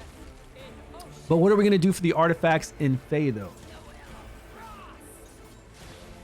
Yeah, I thought about all the ways to get people on the same page and to give them the ability to get things that all other players, if they started, later on the seasons, that they'd still be able to go back and get those, like these heroes, everything else. Much better game. Much better game, right? Such a much better game than where people would be like, man, I can get that. Or I've joined at season 5. I can see all those artifacts. I can save up and get those. And it's not like they're going to be able to get them all in one season anyways. Right when you clear 160 floor pillar, you only get 1 token. So even if they did and, paid their way at that first season to clear all 3 pillar floors, they just can get 1 artifact like everybody else. But they get to choose because they're coming in late. They're like season 7 and they see all the previous artifacts. I don't know. I just think it's way, way better. 66. We did like 69 million guys before without all this craziness, right?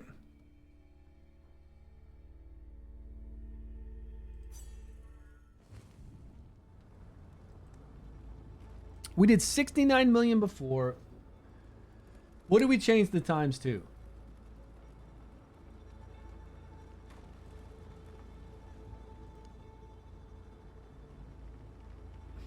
What stacks do we get to that time? I didn't even pay attention to it. In your current season, you just get everything. If you clear Fae in your current season, you get all of it. All the prior artifacts. Well, they could easily do a token reward system that would actually benefit low spenders and free to play far better than having to clear it all. You could start giving them maybe a token once they clear 100 floors. Like every 10 floors that they clear, they get a token. And that's with every game. It's always time versus money. Whatever whales can get, free to play can get over time. which this game honestly is not good about. So what you could do is, after completing like 100 floors, every 10 floors after would give you a token, and then a certain amount of tokens, you just go into a shop and buy it. Or every 10 floors could give you a token, you know, whatever. You could do it every 10 floors and just make it less. But then, free to play, if they clear whatever they can clear, they know they're at least working towards something, right? They're getting these rewards, which aren't really the best rewards. They do add up, though. These rewards add up for sure. But then over time, they're actually getting something. They're not having to stress, do I clear 180 to get this artifact? Maybe I clear 120 this season and 120 next season, and now I've got enough to go in and get whatever artifact I want. Whatever artifact has previously been in Fae. And that's good. They're getting an artifact that a whale got each season. Like a whale's getting it every single season. They're not as strong as a whale, but they're able to get an artifact at least every 2 or 3 seasons. That's like a smart way to design a game, to make it so that free to play want to stick around and low spender or bad RNG people want to stick around. Or if things are difficult and they make them difficult enough to where free to play can't do this kind of stuff. Like last season, if you were free to play, you were not getting past like 140. You just weren't going to get past 141, whatever floor it was. 143, I think it was, like the 150. You're not going to get past all that.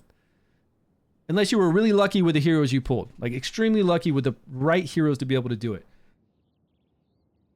I just, like all that to me adds like crazy amount of layers that keep people playing. Why are you complaining things? They could simply add all the old Fae.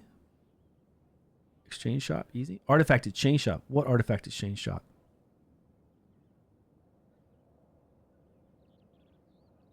Oh, artifact exchange shop? Because man, that's a whole nother animal.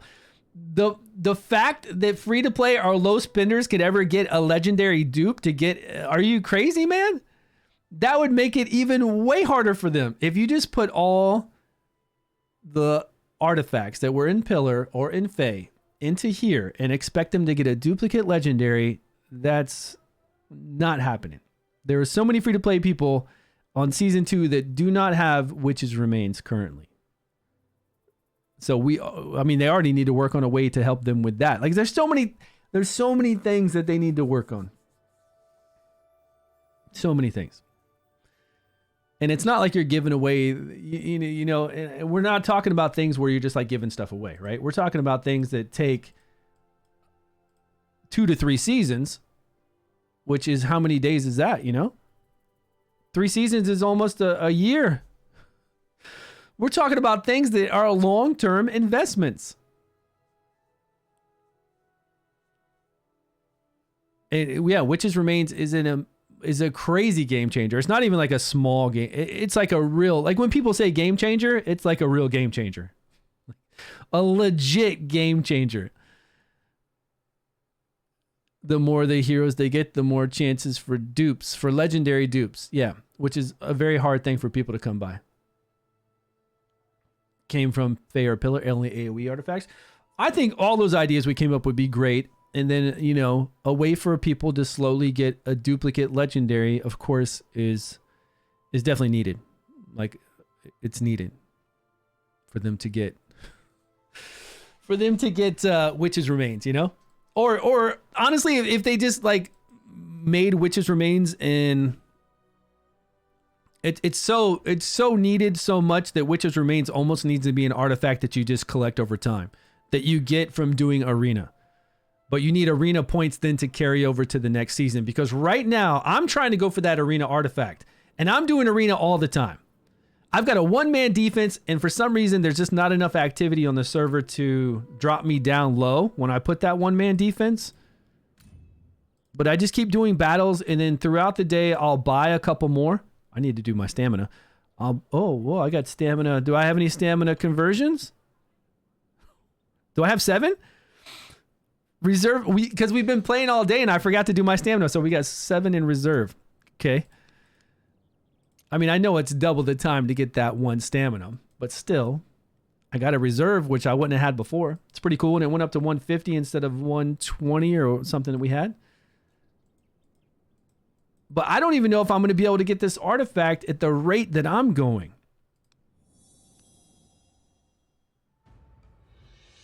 I'm at 245 with a I had a one-person defense at reset, and I still was in top 200 because there just aren't enough active players playing. Fragment events. I'm inventing raid. No, raid doesn't do that. Raid doesn't give you the availability to get legendary artifacts just from getting credits as you do Doom Tower or any of that other stuff. Or if they are, they've made some changes. But yes, it's not inventing raid. It's inventing. It's like a logical, reasonable way to run your game. I mean, you got to admit, there's a lot of things you can say about raid, but it is very successful. And there's a reason why it's successful. You're not going to stop until you get Garius and Adolphus?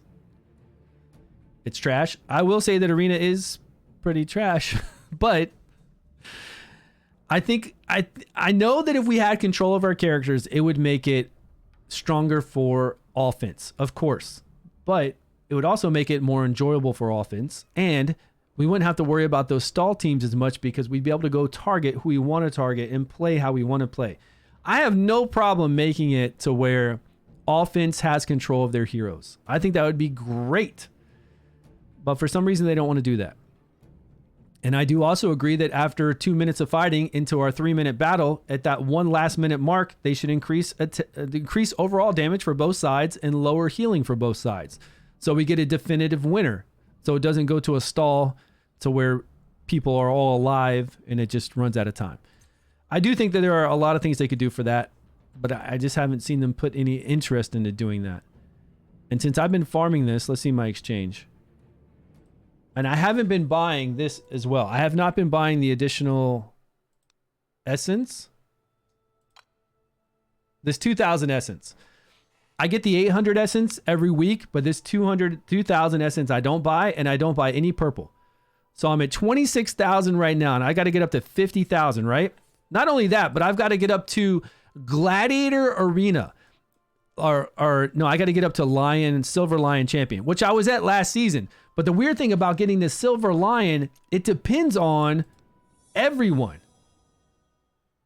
Even if I'm top 100, it's not like I'm magically being Silver Lion. You have to have everybody pushing on your server to like elevate the ranks, right?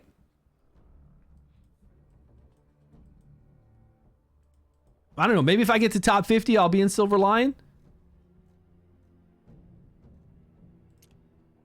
Where are the ranking breakdowns?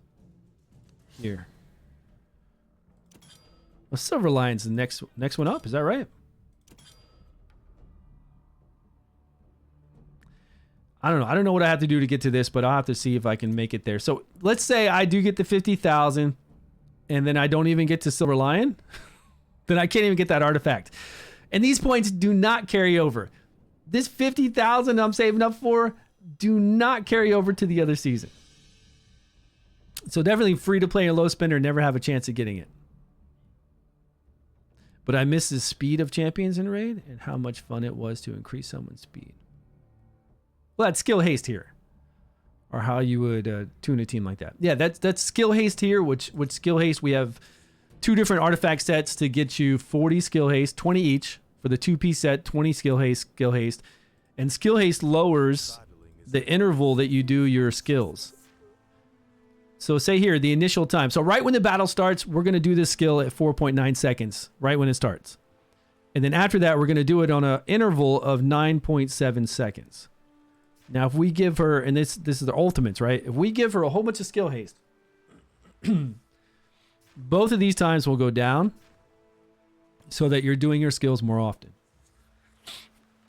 And it's what we've been doing right now with this whole Ardreth and Garius too, with the shields, right? Get them on a 13.33 second rotation. Whereas before, normally Garius would be on a 20 second. Like every 20 second he would do his ultimate, but we're getting him down to a 13.33 to do his ultimate. So that's the same kind of thing as speed, kind of. It really is equated to the same.